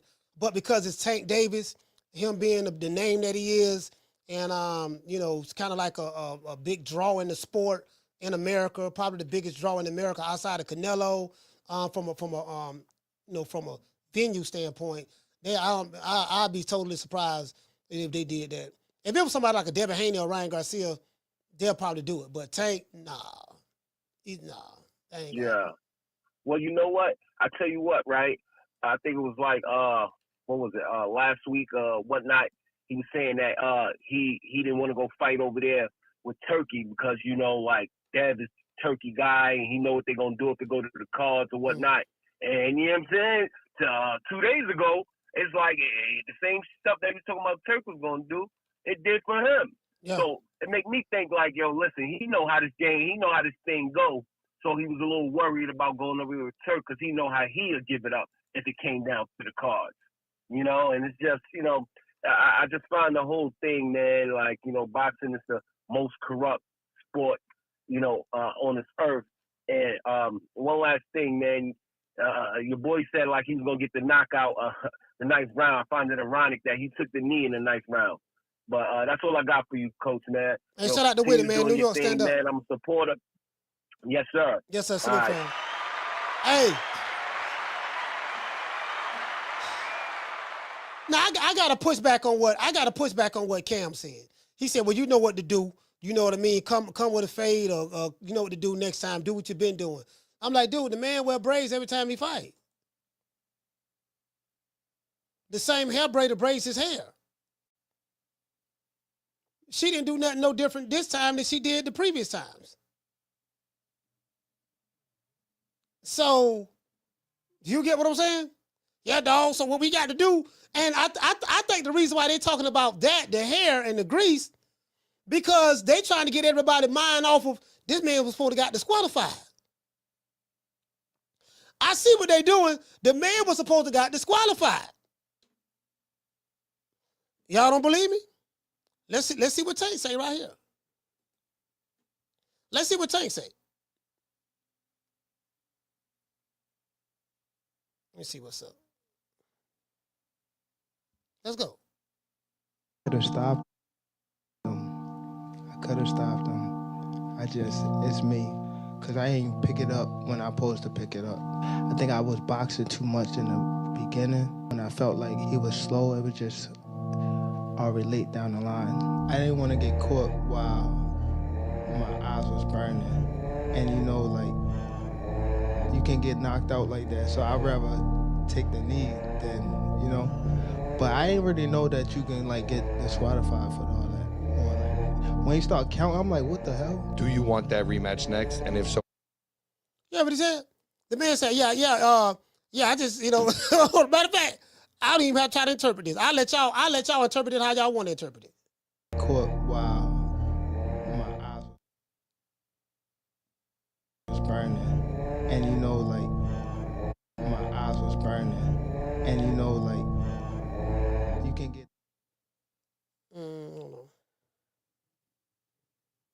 get knocked out like that. So I'd rather take the knee than, But I didn't really know that you can get disqualified for all that. Or when you start counting, I'm like, what the hell? do you want that rematch next? He said, I didn't know that you can get disqualified from that. He was supposed to got disqualified. That's why I asked the question. Had Lamont Roach did that, what the Tank and Maniacs fans would have said.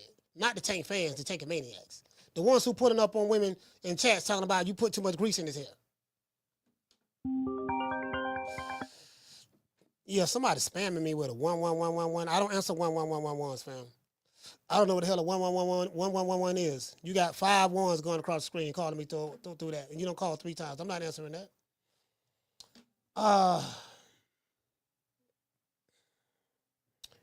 What did someone say? Did you hear him, Cole? Yeah, I heard him very well. I heard him very well. So he knew he could have got this. He said he didn't know that he could have got disqualified, but the referee knew. The referee knew. You get what I'm saying? If it was any other fighter, and let's say this happened on a Riyadh season card, and you're looking through, caller, hold on, and you're looking through Pro PBC or Gervonta Tank Davis' eyes, you know what you would have said? Yeah, man, she did why don't nobody want to go fight over there with Turka Alatik. Man, they breaking the rules. This man stuck his body out the ring, and his trainer came up and wiped his face. Man, you can't do that. See, that what they do to us. See what I'm saying? That what they do to us, dog. See what I'm saying? They always do that to us. They cheat us. That's what y'all would have said. Caller, what's your name? Where you calling from? Hey, this is Fight Sport Talk calling from New Zealand, and yeah, it's so ironic that this kind of shenanigans happens the week after Tank says he's not going to fight in Saudi because he may get cheated, and he's saying that there's bias over there. Like to get saved from an 8 count and a DQ in the same rounds, and to blame his hair. I mean, I don't think a fighter's ever said that before, and first of all, there should have been no grease in his hair to begin with because he was fighting. But even if there was, like, this guy actually thought it was a smart thing to say. I mean, just the memes are endless with this guy. Yeah, Tank. So one thing I will say about Tank is he's very honest. I give him that, bro. Like, he's very honest now, and that's what I do like about him. He honest now. He gonna tell you if he ain't asked for no big fights, he gonna say I ain't never asked for it. You know, if he said I had something in my hair, I had some hair grease in my hair. Now he lied about that. I don't nobody believe that. Some of the most diehard Tank fans say they don't believe that. I'm like, man, it look bad, bro. It sounds like something that that's his boxing mom over here in America. There's a boxing mom named Mama Holyfield, and it sounds like something that Mama Holyfield would say.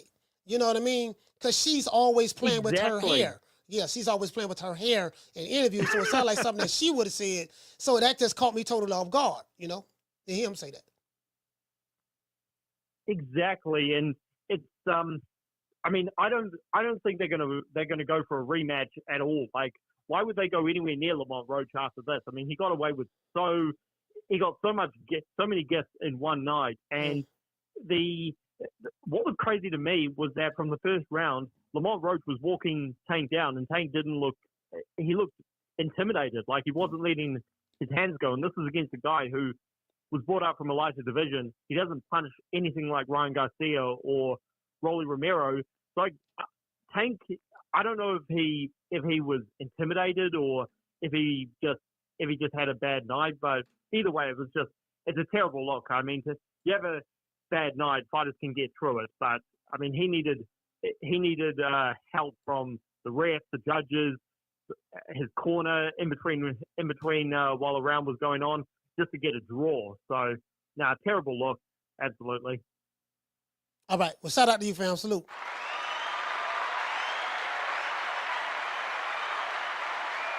Now, I know what some of y'all saying. I say, man, you know what? Lamont Roach caught Tank with some good shots in that fight. This one of them right here. He caught him with a pull counter. Buckled him a little bit. Pull, cap, counter. Came right back and count. That's pretty much a catch and shoot right there. He caught the backhand. He blocked it. Yeah, matter of fact, he rolled with it. He rolled with it and blocked it with the shoulder. Oh, he parried that shot. Y'all see how he parried that shot? He parried that. That's one of the shots. He catch it with that. Yeah, he parried that shot. It came back with a pull counter. That was nice. That was nice. Oh, that was nice right there, bro. That was nice. That was a nice pull counter right there. He parried the shot. He rolled and parried at the same time. Caller, what's your name? You call it from?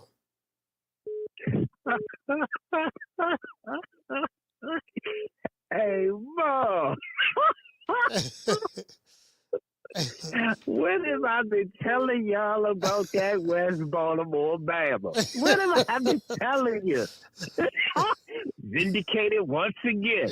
When have I been telling y'all about that joker from West Baltimore? Ain't nothing real about him. Isn't that what I've been telling y'all? Ain't nothing real. He's manufactured. He's a scammer. He's a gimmick. Now he finally cherry pick gone wrong at its finest. This is a cherry pick gone wrong at its finest. That's all it is. Bro. That's all it is. And what they always say, we don't want to fight Shakur because he ain't going to let us do what we want to do.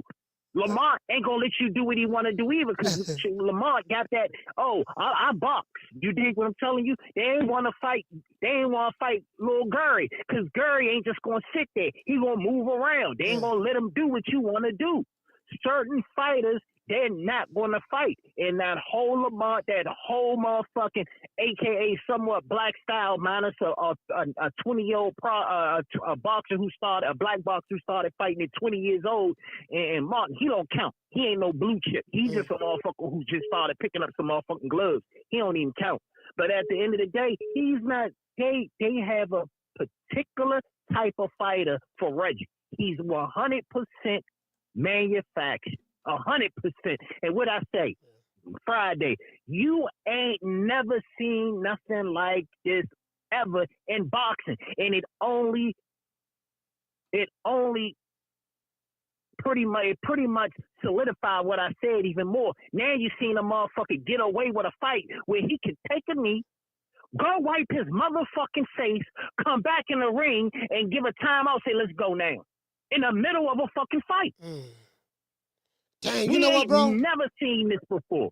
We ain't never seen, and he got away with it. Just like I said, you ain't never seen a boxer promoted like this who ain't never fought a fucking soul.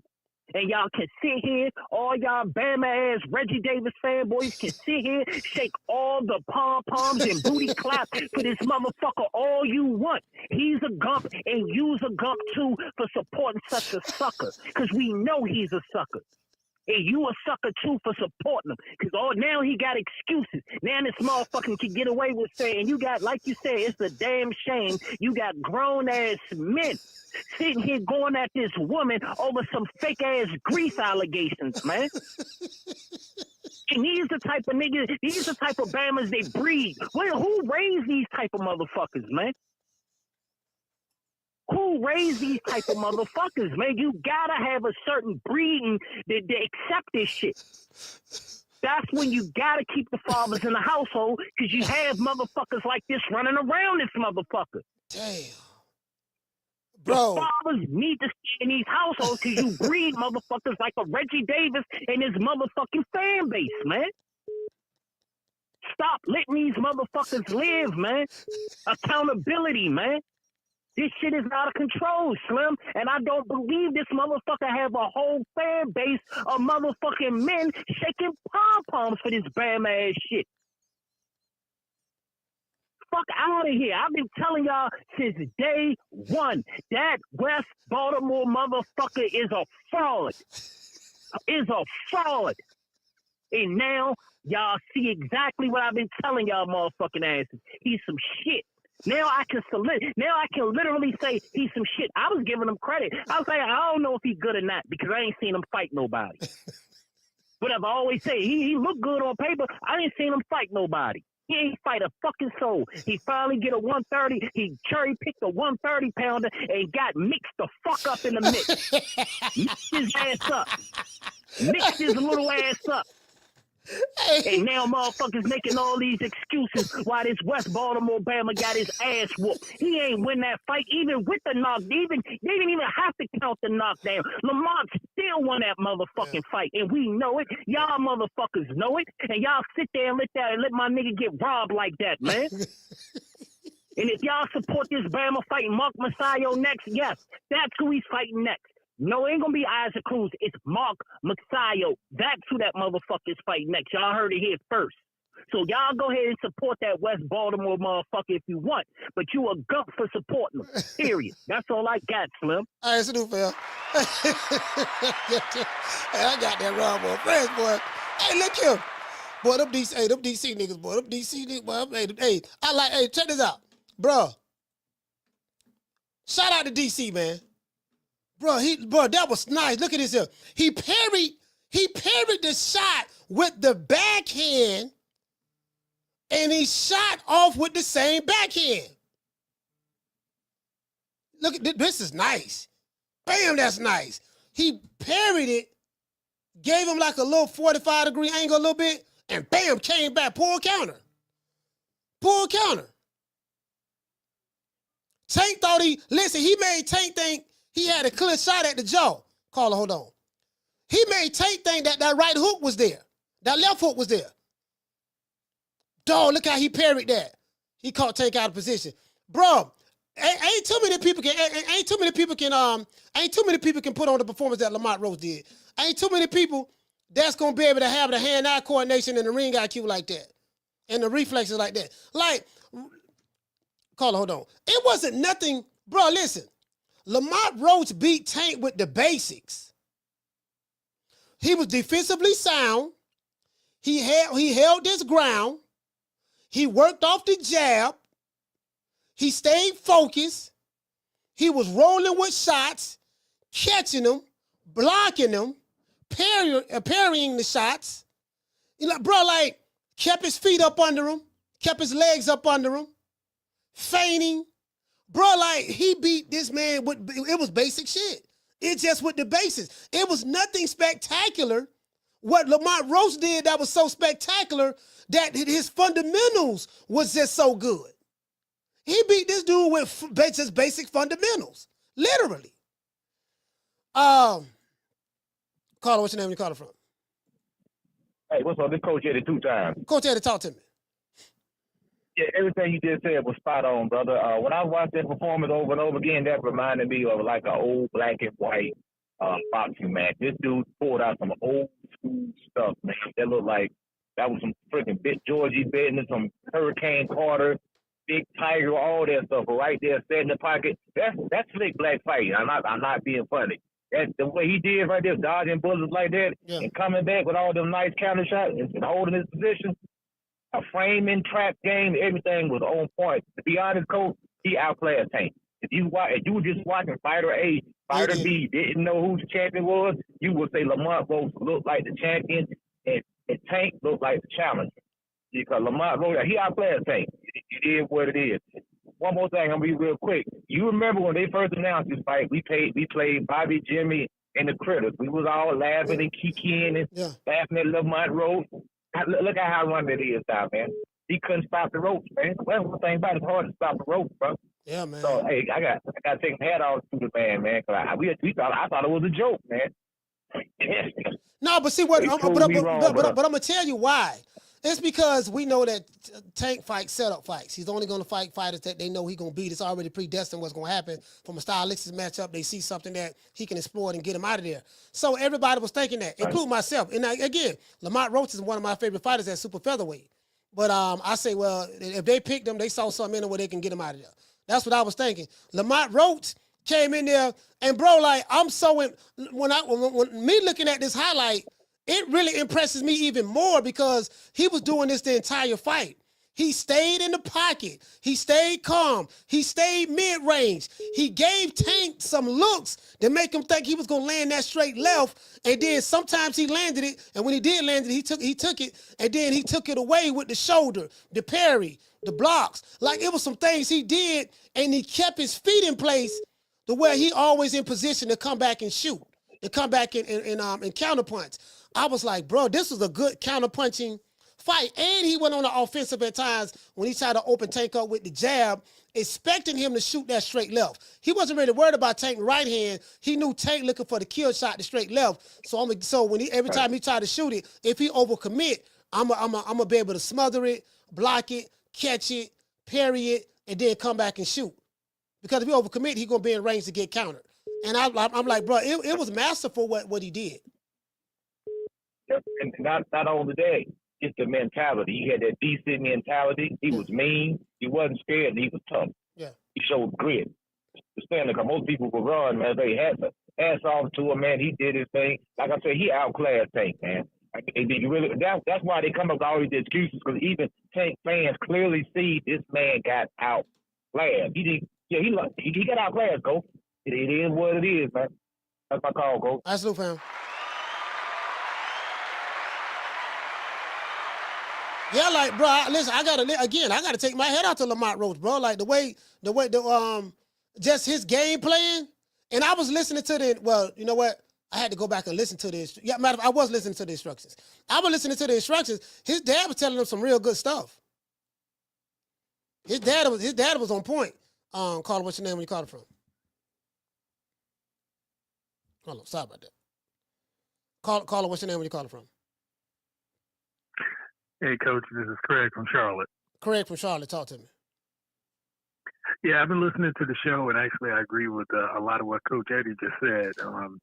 Yeah, I mean, I wouldn't go as far as saying that Tank got outclassed, but Tank basically, that fight to me looked like what happens when a bully gets punched back in the mouth. That's pretty much what it looks like. And if they fought again, the fight's not going to be any different, because Roach is still going to have the skill. He's still going to have the same skills. You know, and just to talk about the knockdown, it definitely should have been a knockdown. I mean, initially when I saw it, the first thing I thought was, well, damn, what did Tank get hurt with? Because it was kind of, to me, it was kind of like what Ryan did against him. Against Tank, yeah. Yeah. I mean, that's the very first thing I thought. But ultimately, when you go back and you look at the replay, I do believe Tank's eye was burning, because it was a jab that caught Tank in his eye. So Tank can say it was his hair grease, but it was a punch, which means he went down from a punch. I just think that, you know, and then the whole thing with him sticking his head out of the ring, that tells me a lot of what happens in his gym, because it tells me that when he's training, if someone gets on him, they'll probably have a break in the action, because that's what his initial instinct was. But anyway, I just wanted to see what you thought about any of that, and you know, it was just a nice thing to see the rabbit holding the gun this time. Yeah. I think everybody. I'm not gonna lie. Everybody I spoke to here, they really proud of Lamont Roach. If they didn't know who he is, know who he was before, they know who he is now. His stock is going up, but it kind of everybody looking at Tank sideways now. Like people looking at him like, right. Man, maybe he ain't what I thought he was. You get what I'm saying? Like we know he good, but as I said before, the only way we're gonna you don't automatically be the best fighter in a weight division by default. It doesn't work that way. No. You have to prove you are the best. That's why I said you can't be comparing yourself to the greats if you're not doing what the greats have done. So I don't want to hear that about, man, he got great punching power. He got good footwork. That's true. We don't need to see this fight because we automatically know what's going to happen. Well, guess what? We automatically know Tank going to knock out Shakur. We automatically know he going to knock out Devin Haney. Okay, well, everybody automatically knew he was going to knock out Lamont Roach, and Lamont Roach took the crown to Tank. So that's why you have to fight the fight. That's why you got to fight the fights. I couldn't say it no better. Shout out to Craig. Charlotte, stand up.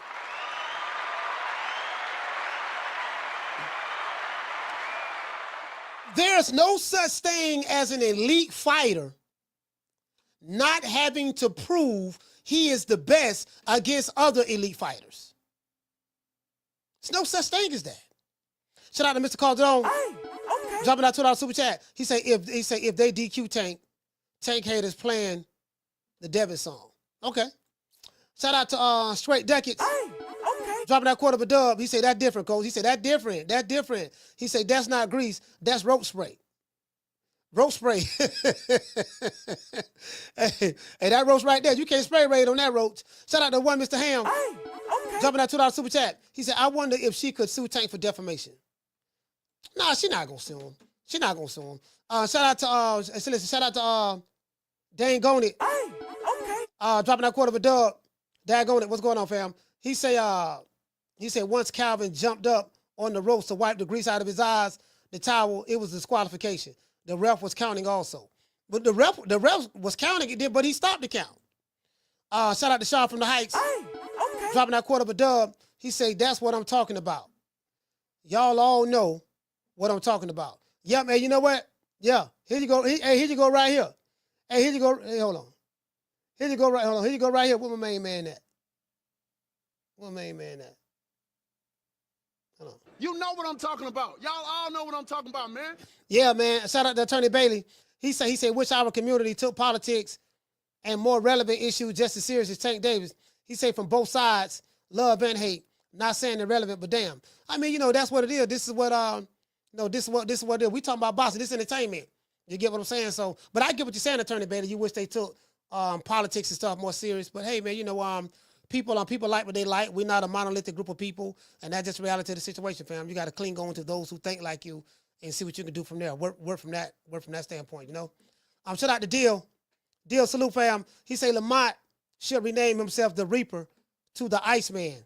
Takes balls to stay at mid-range against Tank with catch and shoot, roll counters, A+ performance. Hey, you know what? Hey, Deal. And that's what I don't think people fail to realize. Like, just look at what went on in the fight. Say, how did everybody have it so wrong? Including myself. I got to throw myself as a part of that, everybody. How could everybody have it so wrong, thinking that Lamont Roach is going to get knocked out? So what did Lamont Roach do to prevent from being knocked out to prove everybody else wrong? Was he on the back foot running? No. Was he jumping back 3 feet every time Tank flinched at him? No. He said, I'm going to hold my ground, fight this dude mid-range. I know that the only thing he really want to do is land that straight left. So I'm going to have a game plan for that to neutralize that left hand. And I'm going to have the courage, the heart, the discipline, and the fortitude to pull off the game plan. I know, listen, Lamont Roach was a 20-1 underdog. 20-1. When I say everybody had it wrong, everybody had it wrong. Lamont Roach was a 20-1 underdog. Think about that. Think about that. And guess what? And Tank and Lamont sparred a lot. Well, I think they fought in the amateurs. They fought each other in the amateurs a lot and stuff like that. They probably sparred a lot. So he's very familiar with Tank's style. And Tank is very familiar with his style. So Lamont Roach did not have an advantage over Tank. And Tank did not have an advantage over Lamont Roach. Because Lamont Roach know all of Tank Davis's tendencies. And Tank Davis know all of Lamont Roach's tendencies. So they're very familiar with each other. So you can't say, oh, that's because Roach spar Tank all the time. He know what Tank gonna do. Well, vice versa. Tank is very familiar with Lamont Roach style. So he should have knew exactly what Roach is gonna do as well. I mean, you picked him for a reason. You picked him for a reason. Just like you pick Ryan Garcia. Just like you pick Isaac Cruz. Just like you pick Roland Romero. Just like you pick Hector Luis Garcia. And so on and so on and so on. You picked him for a reason. You get a shout out to JC. JC said, yeah, 20-1. Bro, 20-1 underdog. If this guy, Gervonta Tank Davis, is what you say he is, you don't fight to no draw to no 20-1 underdog. Not 20-1. That's any fighter. I don't give a damn who it is. People were just laughing at the man name. Man, Lamont. Man, listen. What we said, what I said about 2 weeks ago. Man, this nigga Tank fighting ghosts and roaches. He don't fought a ghost. Now he fighting the roach. And I like Roach. I like Lamont Roach. I do. One of my favorite featherweights. But I like him at featherweight. I don't like him at lightweight. That Roach right there, Ray wasn't going to work that night. Carla, hold on. Ray wasn't going to work on that Roach that night. Dog, you bought some Raid. I'm already ready for that, dog. I got some Raid repellent. You know what Raid repellent is? What's that? Yeah, that's some stuff that us roaches spray on us. So when you try to knock us out with that left hand, hit us with the can of Raid, we got some Raid repellent. It's called parrying. It's called holding position. It's called catching. It's called shooting. It's called pull counters. That's what we got for Raid. Carter, what's your name? Where you calling from? Moose the Great calling from the Bronx. What's going on, fam? What's up, man? Hey, yo, man, you know, it was a good fight. I watched it again, right? And it was close. But Roach won that fight, you know? And I like Tank, you know, but Roach won that fight. I'm not going to say the referee name, but I know a prominent ref, right? Real prominent, right? And I text her, and she said that referees got to make quick decisions real fast. And then she said that she wouldn't have allowed it. And with the with the DQ, from my knowledge, right, when anytime the corner jump up on the apron, the fight is over. It's over. You know, yeah. I remember a while ago, a couple of years ago, when the mother jumped up in the ring with that shoe. I don't know if y'all remember that, right? The mom jumped up in the ring with the shoe. The fight was over. Yeah. You know what I'm saying? And I believe social media and all these things is catching up with Tank. You know, and but I ain't gonna take that away from Roach, man. He put up a brilliant fight. He wasn't scared. You know, and I think that when Tank hit him, you know, people usually go down. Yeah. And that's another thing, right? I'm gonna say this and I'm gonna end it. You know, fighters that have that type of power, they fall in love with it, and they, you know, and when the power don't knock somebody out, it's like they get frustrated. Yeah. Yeah. You know. Yeah, we seen that with power. We seen that with power punches right. in the past, like Mike Tyson and stuff like that. If they can't get you out of there, they get frustrated. They don't know. Like, you know, yeah, we seen that before with certain power punches. Yeah, and he done turned to, you know, he done went from being Tank to Tank Kaepernick, man. You know what I'm saying? Yeah. My man took a knee, man. But anyway, man, keep doing your thing, man, and I'll holler at you later. Shout out to Moose the Great. Yeah, man. Bro, listen. I told y'all, there's several different ways to fight slick. You can fight slick in that pocket. There's several ways to do that. Slickness is all about hitting and not getting hit, but being in position to land your shots while at the same time being in position to be in harm's way. Just imagine fighting a fighter who has power in both hands. You're being close enough to be in harm's way, but you're so good defensively that you can see his shots coming before he get there, so you can pick, parry, block, roll, counter, catch. You get what I'm saying? Bro, like that's wonderful. That's wonderful, bro. That's wonderful. You get what I'm saying? I'm sitting back looking at this, and hold on thing. You know what? We got to do this. It's only right that we do this. Our sources told me that Tank Davis, shout out to the boys in Baltimore, Tank Davis and Ryan Garcia are coming together in order to go on tour to promote their new single. And what happened?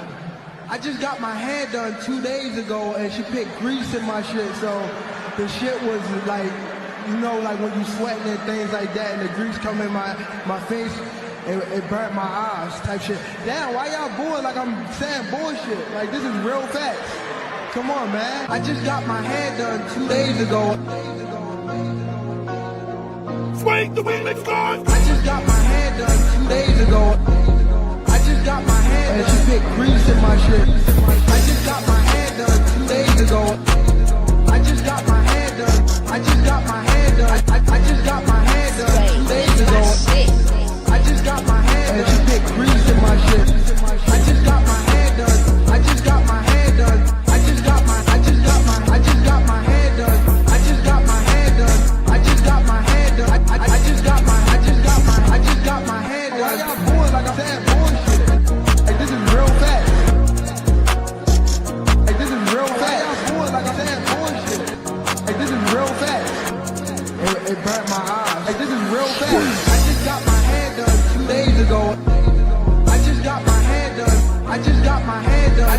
just got my hair done 2 days ago.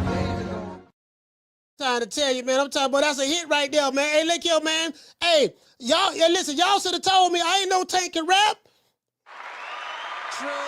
True. Yeah, man. Listen, man, I ain't know Tank was in the studio, man. Why y'all ain't tell me that, man? Tank Maniacs, why y'all ain't tell me that? Why y'all ain't tell me Tank went to the studio, fam? Caller, what's your name? Where you calling from? What's good, Coach? This Fast, baby. Fast, talk to me. Not much chilling, man. Hey, man, I want to give a shout out to Antoine Russell, bro. Because you know what, bro? I thought he was a football boxer. And he showed me some skills the other night, bro. Yeah, I mean, he was did. turning Rayo as every way but loose, boy. I mean, goddamn. Like, it was kind of like seeing a dog taste the post, man. He was on his ass so much. I said, God damn, that boy. I didn't know he was nice like that. I got to give him credit on that one. But hell yeah, Lamont Roach definitely got robbed. I mean, Tank know he lost. Tank told him, you know I ain't gonna give it to you, right? You gotta kill me. You gotta kill me to win this motherfucker. You ain't ready to win this fight, baby. You get what I'm saying? Shit, this ain't Saudi Arabia. You feel what I'm saying? What's up with you, bro? But yeah, though, man, he definitely got robbed. But Roach, he showed me some skills, though, man. You know he did. So I gotta give him his props on that because I definitely thought he was a cherry pick for real. I ain't even gonna lie, he was a cherry going wrong. He was a cherry going wrong. Yeah, that was definitely a cherry pick that went wrong, bro. Because, bro, listen, the man was a 20-1 underdog. Yeah, look, I had to bet, Coach. I had to bet $160 on Tank just to win 10 bones. I said, these are the type of fights he giving us? Come on, man. Come on, this thing got to stop, bro. And this is so crazy, Coach, before I get out of the phone. I hear all these excuses. He wasn't even hurt. That ain't happening minus the knockdown. I said, how you going to say hold on, he wasn't hurt? I said, what? A fighter only take a knee when they hurt. Yeah. Like, I don't know any other time where a fighter take a knee and they not hurt. Like, I don't get the head grease shit. That's a bad look for Tank. I don't get why he said that. I don't know. Maybe it was. I interviewed Rick Glazier. He said it was a delayed reaction. So because he did get hit with a right cross. He did get hit with a right cross before the 2 jab sequence, and then he went down. He did get hit with that, but and then when Lamont Roach stepped to him and started stepping to him, he looked at the ref, and his eyes got a little wide, and then he just went down on one knee and immediately ran to the corner. So didn't nobody know what was going on. Yeah, didn't nobody. And this is so crazy. The referee started counting. Like, I'm like, how you just gonna stop in the middle of counting and say, oh no, never mind, do over? Yeah. What? I'm like, that's crazy, Coach. I'm gonna get up out of here, man. All right, salute, fam. Yeah, that's kind of crazy, bro. So I guess, like, bro, like, that's what I'm looking at. I'm like, this dude right here, Lamont Roach, I'm looking at his game plan. Goddamn Cameron, they right, bro, listen. They around here, y'all listen, y'all leave this girl alone, fam. Something you taking maniacs, y'all got to leave these women alone, bro. That's all I'm saying, bro. Like, leave the women alone. Don't be around here stalking this lady, man, talking about, she putting, matter of fact, hold on. Somebody sent me something from Fag 9 and she go. I want y'all to look at this here. This she go. I haven't heard this video yet. I haven't heard it yet. But y'all look at this here. This she go. My bad. Let me get this back on. Let's go down here to the comment section. This she go. I bet Shigo has Tank posters in his bedroom. Ego, you're my boy. Tank my guy. But nobody cares why he took the knee. At the end of the day, he took one. That's considered a knockdown. That's a 10-8 score.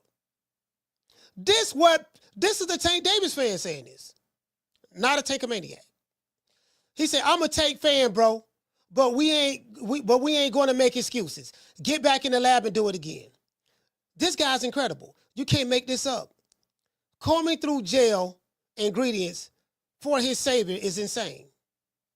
Bro, you can't make this up. Let's see what Shigo talking about. This Shigo, Lord have mercy. Boy, this dude right here is the biggest, like, I really don't know what to say, bro. Like, dude, I'm trying to be respectful. I'm trying. Bro, I saw how he was on Wilder. He was the nigga when Wilder got knocked out. He was crying. You know, like, yeah, man. Yeah, man, Wilder's got the heart of a champion. And I'm like, bro, like, what is wrong with these male groupies, dog? These guys are male groupies. I've told y'all, I figured it out. I cracked the case. Oh, these niggas groupies. Now it makes sense. Here goes she go. Gervonta Davis and Greasegate. We back. We back with Greasegate. Lord have mercy. Yeah, let's get it. Now, some people DM me, and I guess This is my first time listening to this now. First time. Y'all just won't let it go. So, people DM me, and apparently the hairdresser that styled Gervonta Davis's hair and, like, I guess did his braids for the Lamont Roach fight, people went and found her on social media because she had posted a video of Tank in her chair after the braids. And I guess fans were going in on her saying, like, Tank had to take a knee because of you and blaming her. So the girl, she actually came out and said, I didn't put no grease in your hair, basically.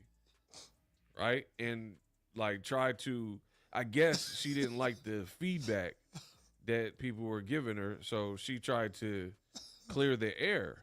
And she shows the grease that she used in his hair. Oh, man.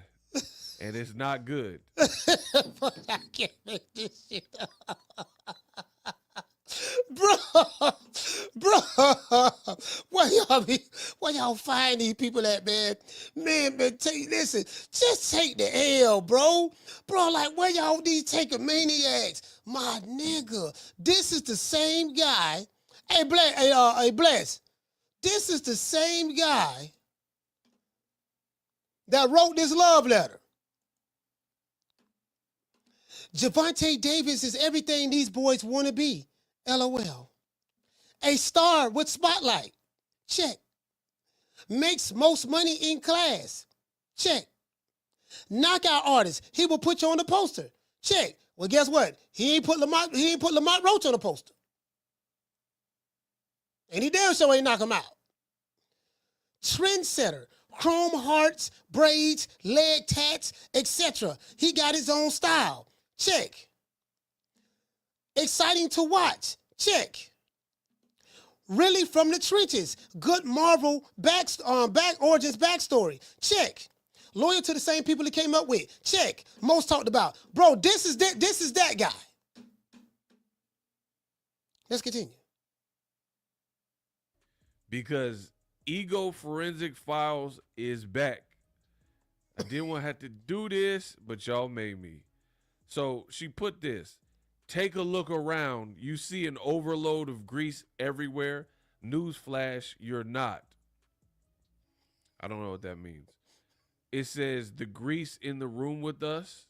And, like, so she's making a joke. Like, people were, like, blaming her. Blase blah. Right? This lame, man. This nigga is so lame, dog. This nigga is so lame. This nigga is so lame, bro. Like, this is what it takes. Biggest male groupies right here. He might be the one. He might be the one. She also says, I did his hair, meaning Tank. I did his hair Wednesday, and it's Saturday. He did press, gym, and a weigh-in. That's no excuse. How much grease did I use? Dang, right? And then she posted the grease in question. Now, this nigga saying, and see what she did now, and then she posted the grease in question. So what we doing? We did our investigation. We did an investigation, right? in our investigation, we found the grease that was in question. Because inquiry man wanted to know. So what we did was, we had to find out who she was. You get what I'm saying? Then, we had to send her some DMs and her messages. Then, we had to go to her house. Then she showed us the grease that was in question. So our investigation showed us what it is. You can't make this up. True. Y'all making Tank look worse. Do they know this? I'm just saying. Do anybody know? Somebody please tell the Tank Maniacs. Y'all making Tank look worse, fam. Like y'all making this man look. This is bad. This is bad right here, bro. Like this is, but y'all making this man look worse. You know how I know y'all making him look worse? Because of this. What happened? I just got my hair done 2 days ago, and she picked grease in my shit, so the shit was like, like when you sweating and things like that, and the grease come in my face, it burnt my eyes type shit. Damn, why y'all going like I'm saying bullshit? Like this is real facts. Come on, man. I just got my hair done 2 days ago. Swing the remix guard. I just got my hair done 2 days ago. I just got my hair done. And she picked grease in my shit. I just got my hair done 2 days ago. I just got my hair done. I just got my hair done. I just got my hair done 2 days ago. I just got my hair done. And she picked grease in my shit. I just got my hair done. I just got my hair done. I just got my hair done. I just got my hair done. I just got my hair done. I just got my hair done. I just got my hair done. Why y'all going like I'm saying bullshit? Like this is real facts. Like this is real facts. Why y'all going like I'm saying bullshit? Like this is real facts. It burnt my eyes. Like this is real facts. I just got my hair done 2 days ago. I just got my hair done. I just got my hair done. I just got my hair done 2 days ago. Bro, y'all making him look bad, dog. Y'all making this so much more worse than what it. Bro, it's already bad, but y'all making it look more worse, fam. Let's see what she gonna say. You know it's 2025 now, and Forensic Files Ego, you shouldn't have posted this because I looked it up, right? So she's trying to, in the effort to, I guess, clear her name and say, this nigga say Forensic Files Ego. Hey, so take a minute. Y'all got forensic specialists over there now, huh? Okay, all right. I ain't got but a GED, so I probably don't qualify. I didn't really use no grease. It didn't, this didn't happen. Your boy Ego looked up the grease and the conditioning shiner that she used, which is this brand right here. Meat Braid. Wait, I got to show y'all this.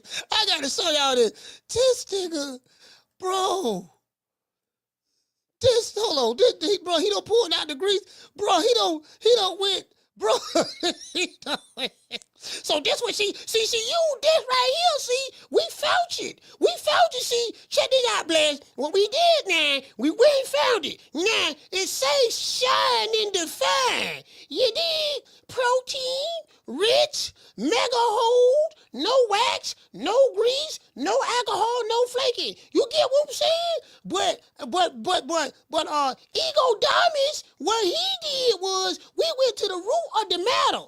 Cause you get what I'm saying? So I ain't got but a GED. So bro, you can't make this up, fam. Y'all can't make this up.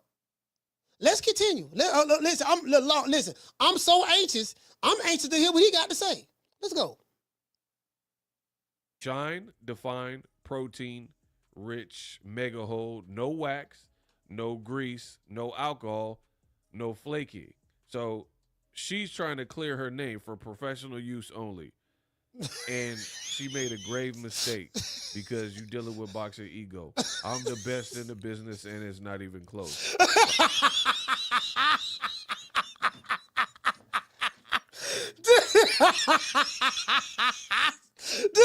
nigga say, hey, bro, this nigga say, oh my God, bro, this look bad.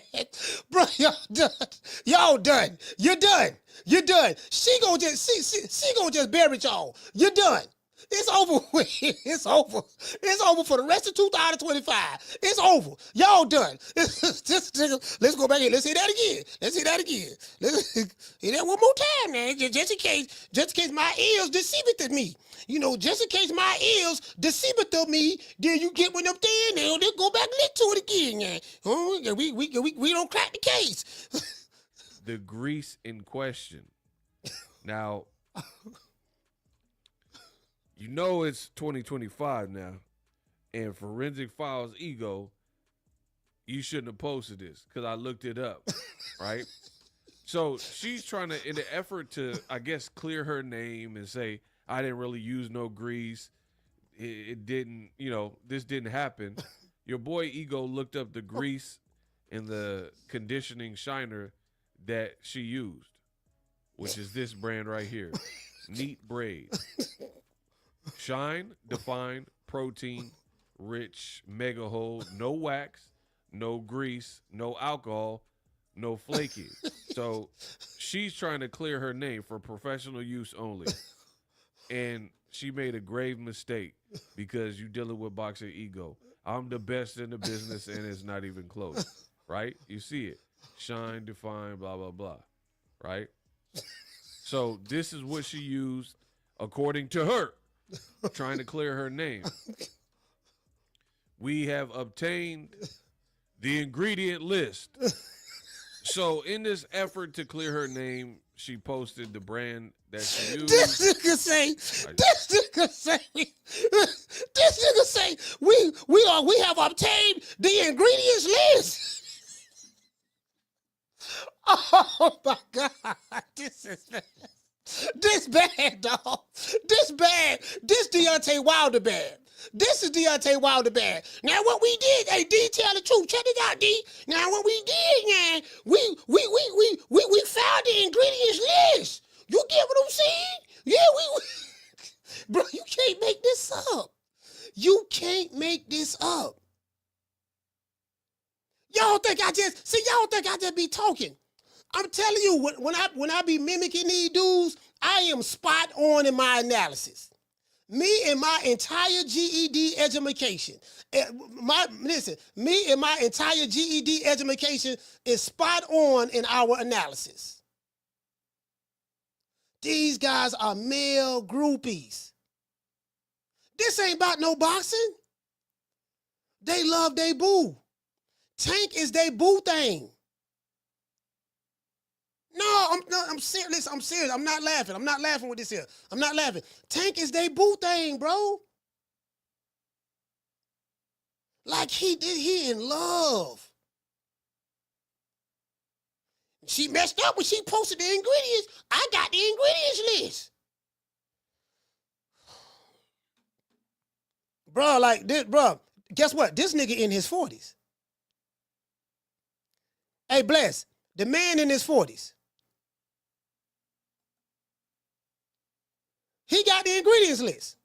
Y'all want to see the ingredients list? Let's see the ingredients. Here, bam, here it go right here. Now this the ingredients list. Hold on, let's go. Ingredient list. Trying to clear her name.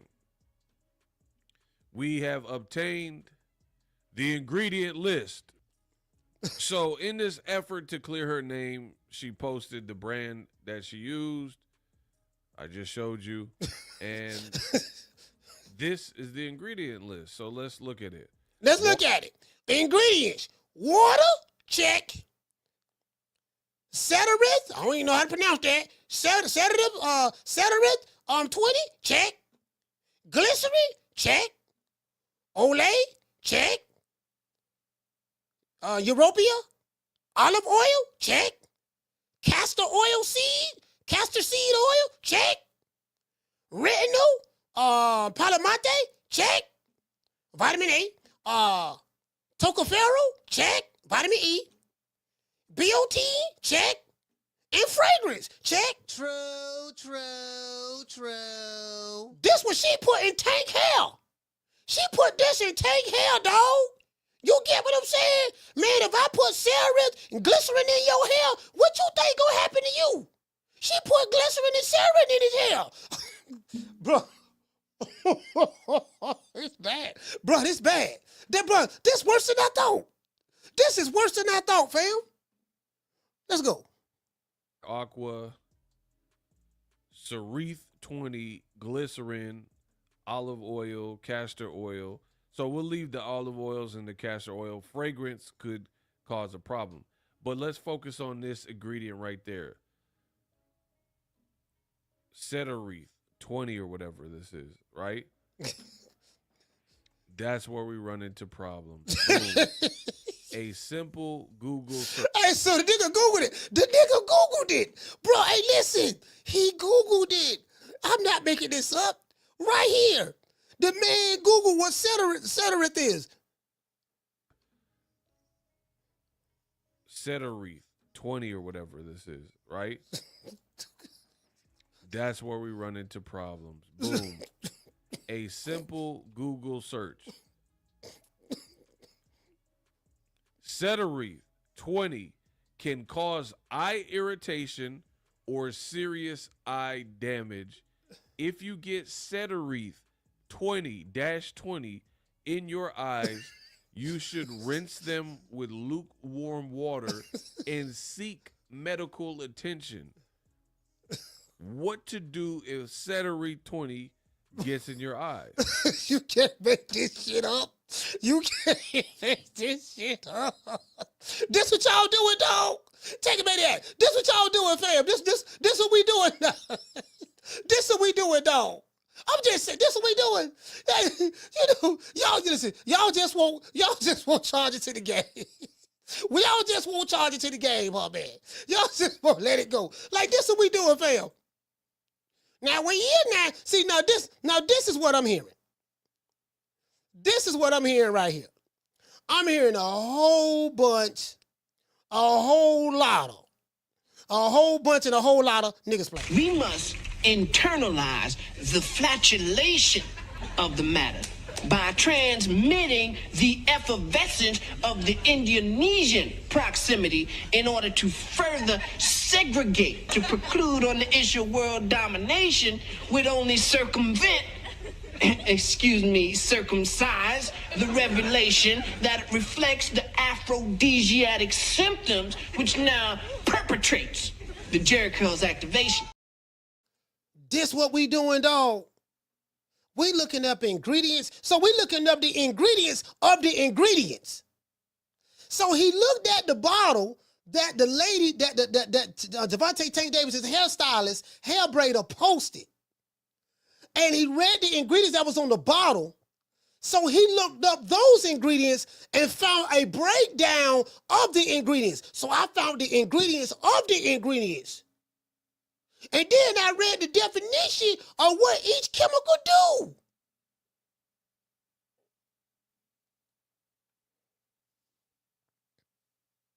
Y'all ain't ashamed, right? Y'all ain't ashamed at this point, bro. Bro, you can't make this shit up. Y'all think I be tripping, huh?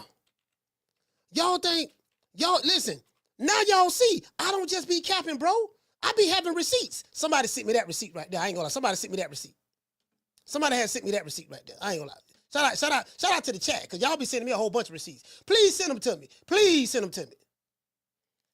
This man loved Tank so much that he decided to be a pet detective. You can't make this up. Rinse out your eyes with lukewarm water for 15 to 20 minutes. Gently hold your eyelids open. Remove contact lenses. Medical attention. So, by review,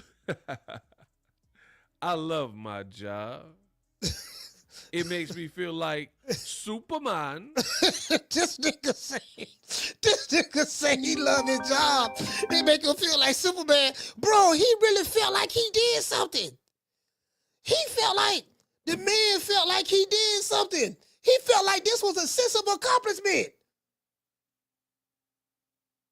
They call me weird.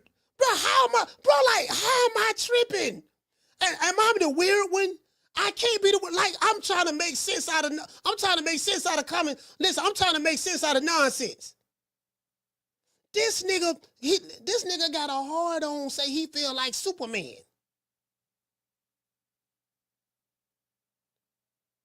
You can't make this up. I love my job. Dog, you bald. You eating all the meat, fam. You eating all the meat. Oh, let's go.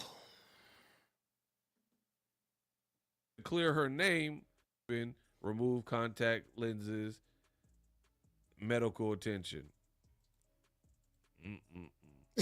So, by review, I love my job. Hold up. Makes me feel like Superman. In an effort to clear her name, you actually gave credence to the claim from Gervonta Davis that it was chemical or product that you put in his hair that caused irritation. Because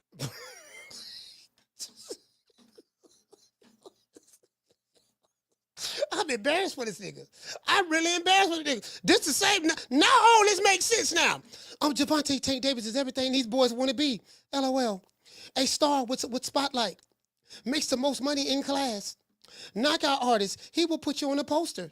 A trendsetter. Chrome hearts, braids, latex, etc. He got his own style. Exciting to watch. Really from the trenches. Good Marvel Origins backstory. Loyal to the same people he came up with. Most talked about. Bro, it all makes sense now. Do y'all get it now? So when you see Fag 9 and them other dudes, Crack Paul and all them, Take a Maniac YouTube channels, be defending Tank, now y'all get it now. It's a lot deeper. It's a lot deeper than just boxing. This ain't got nothing to do with no boxing. This got something to do with something else. I'm telling you right now, this ain't got nothing to do with no boxing. This is something else right here, fam. You get what I'm saying? Like, this is something else right here. This nigga in his 40s, fam. 40 plural. 40s. He in his 40s. And he's lusting over a fighter that's in his 30s. He loved this nigga so much that he decided to be the hair grease detective. This man decided to be the hair grease detective. I'm finna find out what's going on. I cracked the case. He felt like he was a real, detective on the police force, and he cracked the case and presenting the evidence to the people on social media, to the members of the jury. And then he said, I love my job. Your job is KY jelly, knee pads, baby oil, and cocoa butter. I love my job. Hey, Tank. Y'all remember Ellison nigga Nuts said, hey, Tank, how you doing? Reporting. I love my job, Tank. I'm like, my nigga, why do you talk like that? What do you mean? I'm just saying you talk like you got helium in your lungs or something. You know what I'm saying? You know, like every time you say reporting, I feel like there's something that's going on behind you. And right when that's something that's going on behind you makes impact, you say, I'm visualizing you. I'm visualizing, it's kind of, I really don't want to have these thoughts, but I'm visualizing kind of like what you could be doing at that particular moment that made you hit that high pitch note right there. Like you hit a high pitch, you ain't say reporting, you said reporting. So I'm trying to figure out what was going on at that time when you decided to say that. Hit that note. Like you hit like a falsetto at that point. At that point in time, you hit a falsetto. You get what I'm saying? I thought you were Philip Bailey of Earth, Wind, and Fire when you hit that note. I thought you was Maxwell. I thought you was doggone, what's my man name? Eddie Kendricks of the Temptations. Like you hit that falsetto, you were like, what was going on? Then this dude right here, he feeling like he What that show is? What that movie that came out, The Pet Detective? With doggone Ace Ventura, The Pet Detective. You cracked the case. Hey, Ali, you can't make this up, bro. I realize, you know what I realized? I realize I'm probably one of the only sane ones on this shit. I realize I'm one of the only sane mofos on YouTube, in the boxing circles. Literally, I'm one of them. I said, because the rest of these niggas crazy. They crazy as hell. They crazy as hell. I'm telling you, the rest of these niggas, like, bro, like, this ain't got nothing to do with no boxing, fam. Like, y'all ain't, hopefully I'm putting the pieces together for y'all. Y'all see what this is now, right? Y'all see what this is. These niggas, listen, they sweet on the old boy.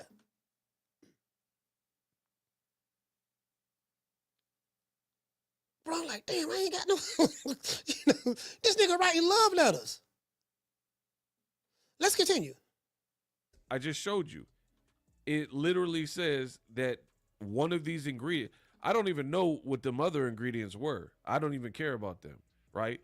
Or the fragrance. But one of the top ingredients it shows right there, that's what you used, according to you. That's the brand. And literally, Cetereth 20-20, one of the top ingredients that it says, let me back out, right? So it says water. Okay, whatever. Water shouldn't bother you. Cetereth 20. That's literally the second ingredient listed. And it says it can cause eye irritation or serious eye damage. So I don't understand why people thought Tank made this up. He's a pretty straightforward dude. He kind of keeps it real and speaks his mind. It didn't look like there was a lethal punch that landed or anything. He didn't seem hurt. Like, because let's say you got, wow, and you were hurt, right? And seeing doubles and whatever. You're not going to take a knee and then immediately pop up and run to your corner. You see what I'm saying? Like, Ryan got hit with a vicious Tank body shot, and that body shot kept him down until like 9.5 seconds, 10, and he finally started to stand up. Tank took a knee to stop the onslaught, created enough of a distraction or a diversion or whatever, a break or timeout, whatever. I was just saying this word. Hey, you heard what he said? You know, Tank took a knee to avoid the onslaught. You know, to create some kind of distraction or diversion. Bro, he making it worse. He making it worse. Hey, B-Dub, he making it worse, fam. He called himself trying to help Tank with the explanation. The explanation is making it worse.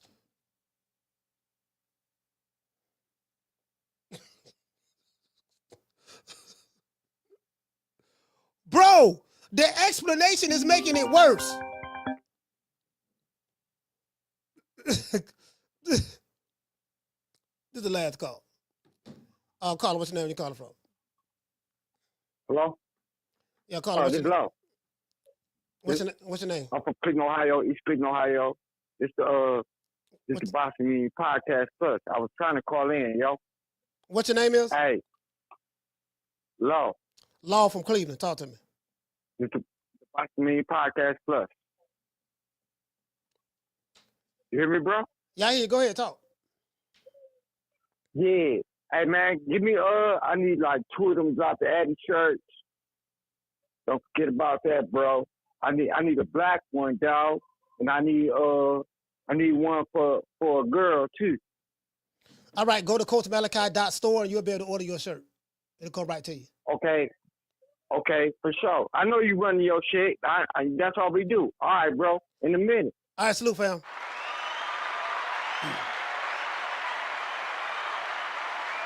Bro, like, listen. The man, let's hear that part one more time. Kind of keeps it real and speaks his mind. Cetereth 20. That's literally the second ingredient listed, and it says it can cause eye irritation or serious eye damage. So I don't understand why people thought Tank made this up. He's a pretty straightforward dude. He kind of keeps it real and speaks his mind.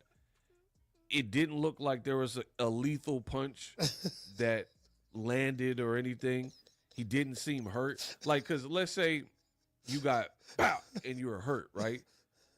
And seeing doubles and whatever. You're not going to take a knee and then immediately pop up and run to your corner. You see what I'm saying? Like, Ryan got hit with a vicious Tank body shot, and that body shot kept him down until like 9.5 seconds, 10, and he finally started to stand up. Tank took a knee to stop the onslaught, created enough of a distraction. The man say Tank took a knee to stop the onslaught. So what he just did, he just admitted, according to what his words not mine, that Tank took a knee to avoid the onslaught of punches. Then he created a distraction, a diversion.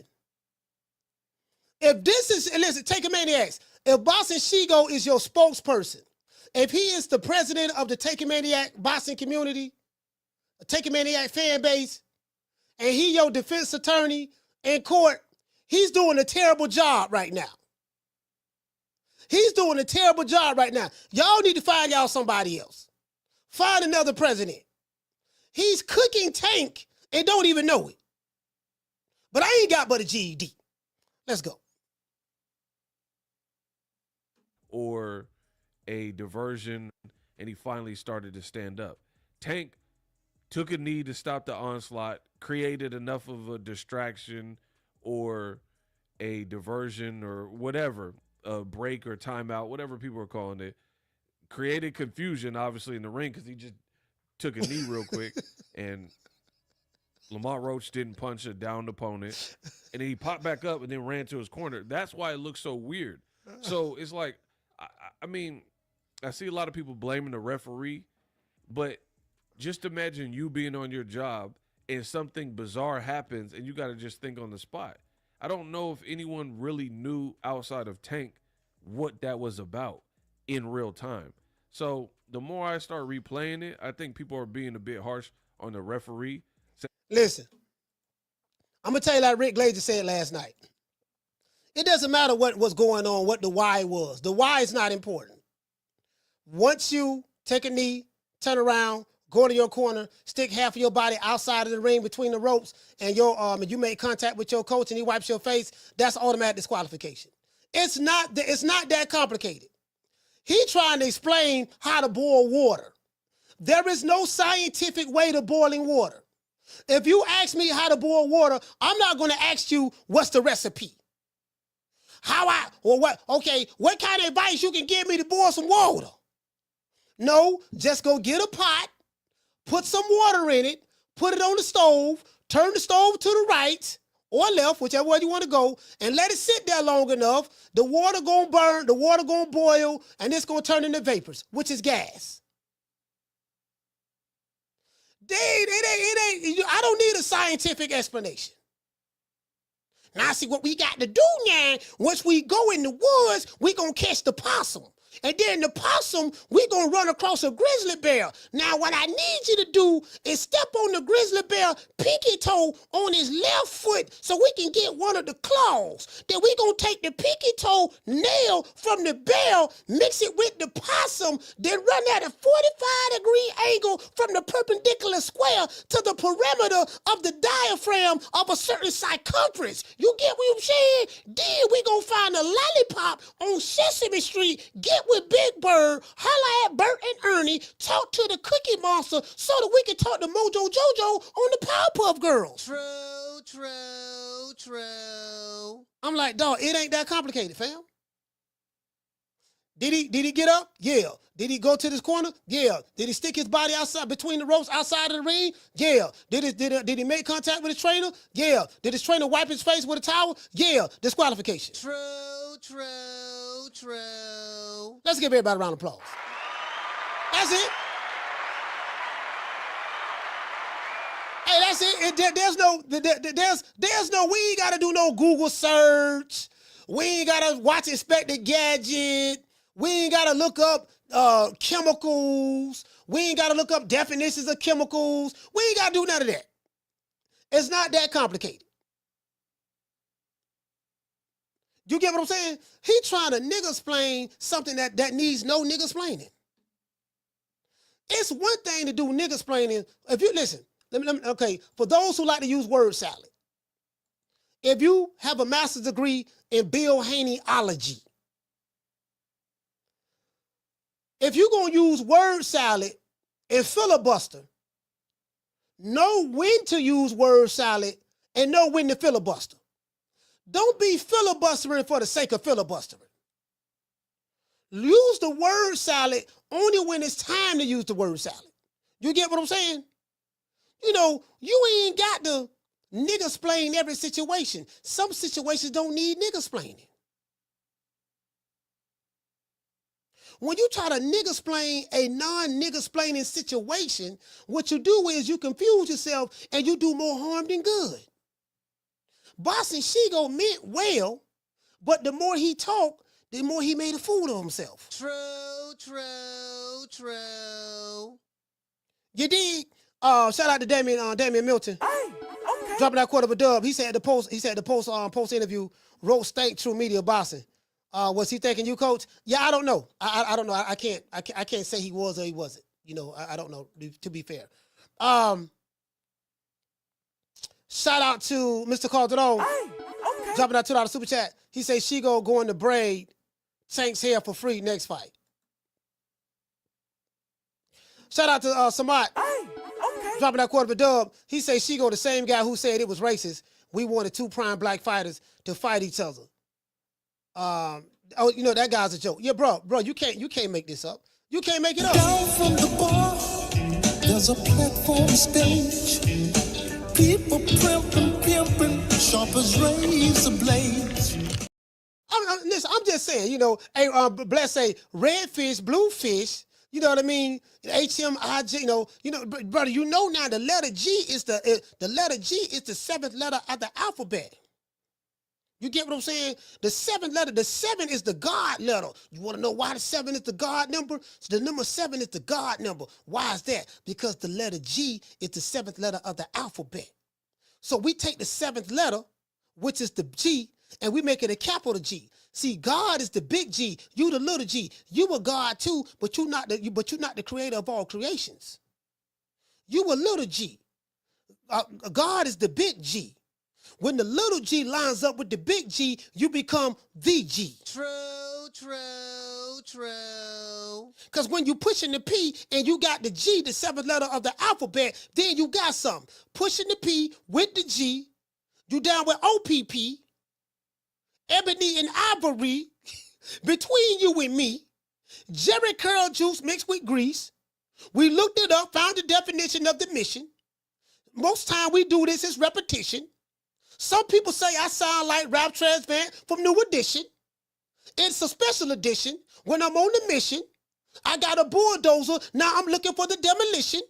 People want me to admit certain things of a situation. My homeboy Jack is Haitian. You don't know that it's the abrasion.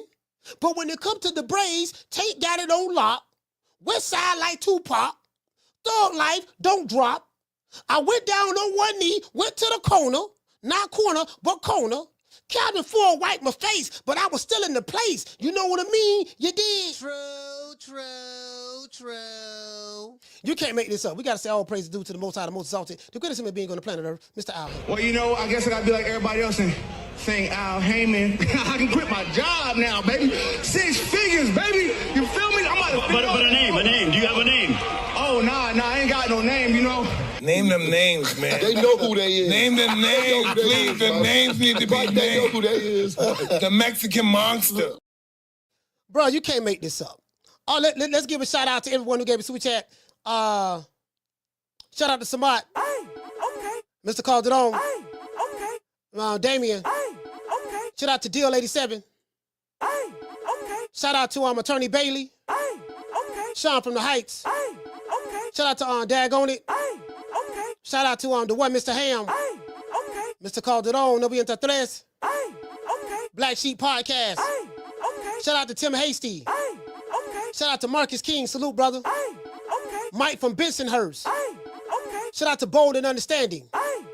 Shout out to Miss Felicia Williams. Shout out to the Martin 9400. Shout out to C. Irvin the Wiz. Andy Payne. Shout out to Jason Gathers. Shout out to Muktu University. Shout out to Mr. Jamie Vasquez. And Sean from the Heights. Let's get the cash shoppers around, super chatters a round of applause. Hey, bro. Bro, like this, bro, this is, I could do this all day. I could do this all day. I could roast these dudes all day. It's too easy. Hey, shout out to Moeezy. Moeezy, what's going on, Moeezy? Listen, it's too easy. This is too easy. I could just do a show just roasting Tankamaniacs all day. This is too easy. Like this, like taking candy from a baby. This giving me this like giving Michael Jordan a layup in the finals with 3 seconds left on the clock. The Bulls down by 1, nobody around him, and you give him a layup. I can't miss. I can't miss. You get what I'm saying? I can't lose. You get what I'm saying? This is too easy. Shout out to LJ. Dropping that quarter of a dub. He say, Coach, so you saying that he's explaining what's so foolish and not believable that he's filibustering himself. I'm just saying, like, filibustering, you just talking just to be talking. You just trying to kill time. He just trying to kill time, trying to make sense out of nonsense. Nigga, it's over with. Everybody don't make their own conclusion what it is. You know, you trying to defend Tank so much. Like, Tank ain't even doing that. Shout out to Miss Black Panther. Tank not even doing that, fam. Like, bro, you can't make this up. But I tell you what, this is what we gonna do, though. Shout out to the face of boxing. Shout out to the face of boxing. We gonna represent for him over here. You dig? What happened? I just got my hair done 2 days ago, and she picked grease in my shit, so the shit was like, you know, like when you sweating and things like that, and the grease come in my face, it burnt my eyes type shit. Damn, why y'all booing like I'm saying bullshit? Like, this is real facts. Come on, man. I just got my hair done 2 days ago. Swing the remix gone. I just got my hair done 2 days ago. I just got my hair done. And she picked grease in my shit. I just got my hair done 2 days ago. I just got my hair done. I just got my hair done. I just got my hair done 2 days ago. I just got my hair done. And she picked grease in my shit. I just got my hair done. I just got my hair done. I just got my hair done. I just got my hair done. I just got my hair done. I just got my hair done. Why y'all booing like I'm saying bullshit? Like, this is real facts. Like, this is real facts. Why y'all booing like I'm saying bullshit? Like, this is real facts. It burnt my eyes. Like, this is real facts. I just got my hair done 2 days ago. I just got my hair done. I just got my hair done. I just got my hair done 2 days ago. This nigga here, boy. Lord have mercy. This ain't good, bro. This ain't good. I ain't gonna lie to you, bro. This ain't good at all. This ain't good at all. Riley, get him. Look, fuck you.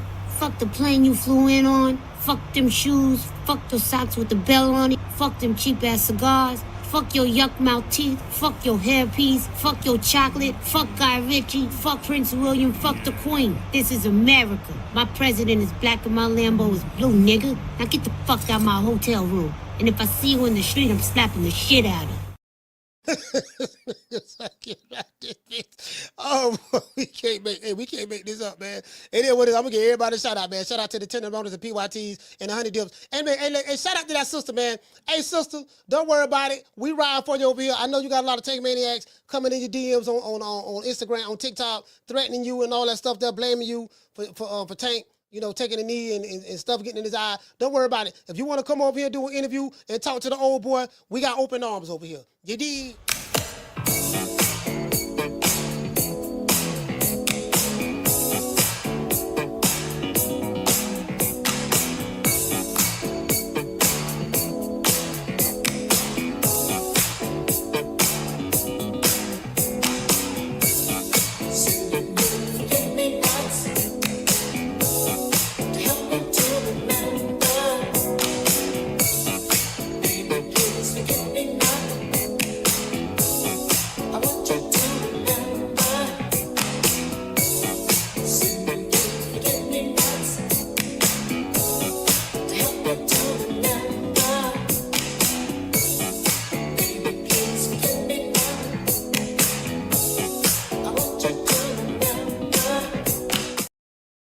Hey, shout out to Cool Breeze. Shout out to Legacy Mindset, Zebra, Brooks Multimedia. Shout out to Incredible Black, Ricky E245. Shout out to Tito, Chase Gotti, Julio Guzman, Adrian Lopez, Keys Bulldog. Shout out to Darius Mosley, Taylor for Wealth, John Atkins, No Cap Entertainment, Valdez. Who else we got over here? That's the other channel.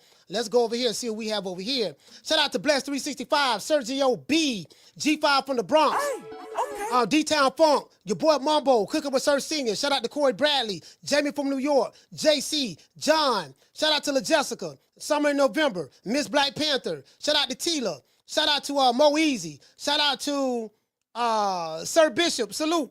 Shout out to John. Shout out to John Martinez. Sorry about that. G5 from the Bronx. JC. Willie Sumlin, salute. Mr. G4L, salute. Miss Felicia Williams. Shout out to Naquan. Look here, man. We going platinum with that one there, baby. We going platinum with that one right now.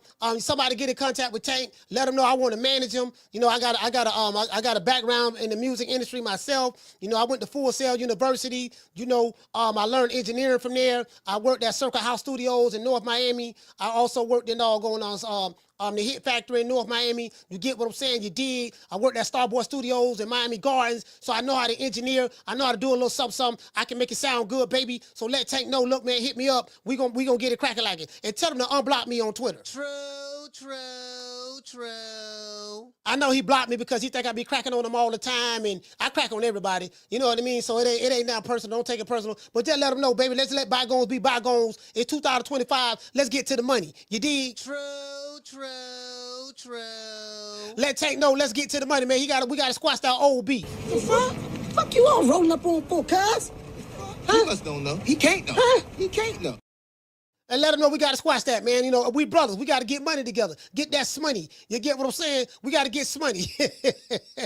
Shout out to Ali. Shout out to Miss Black Panther. Marty King Boxing. It is what it is, man. Shout out to the piece of the tenderloins, the honey dips, and the PYTs. And Lord, y'all please bless Boxing Shigo. Lord bless him. He know not what he do. He's in love. Man, I'm out of here, bro. Let's go.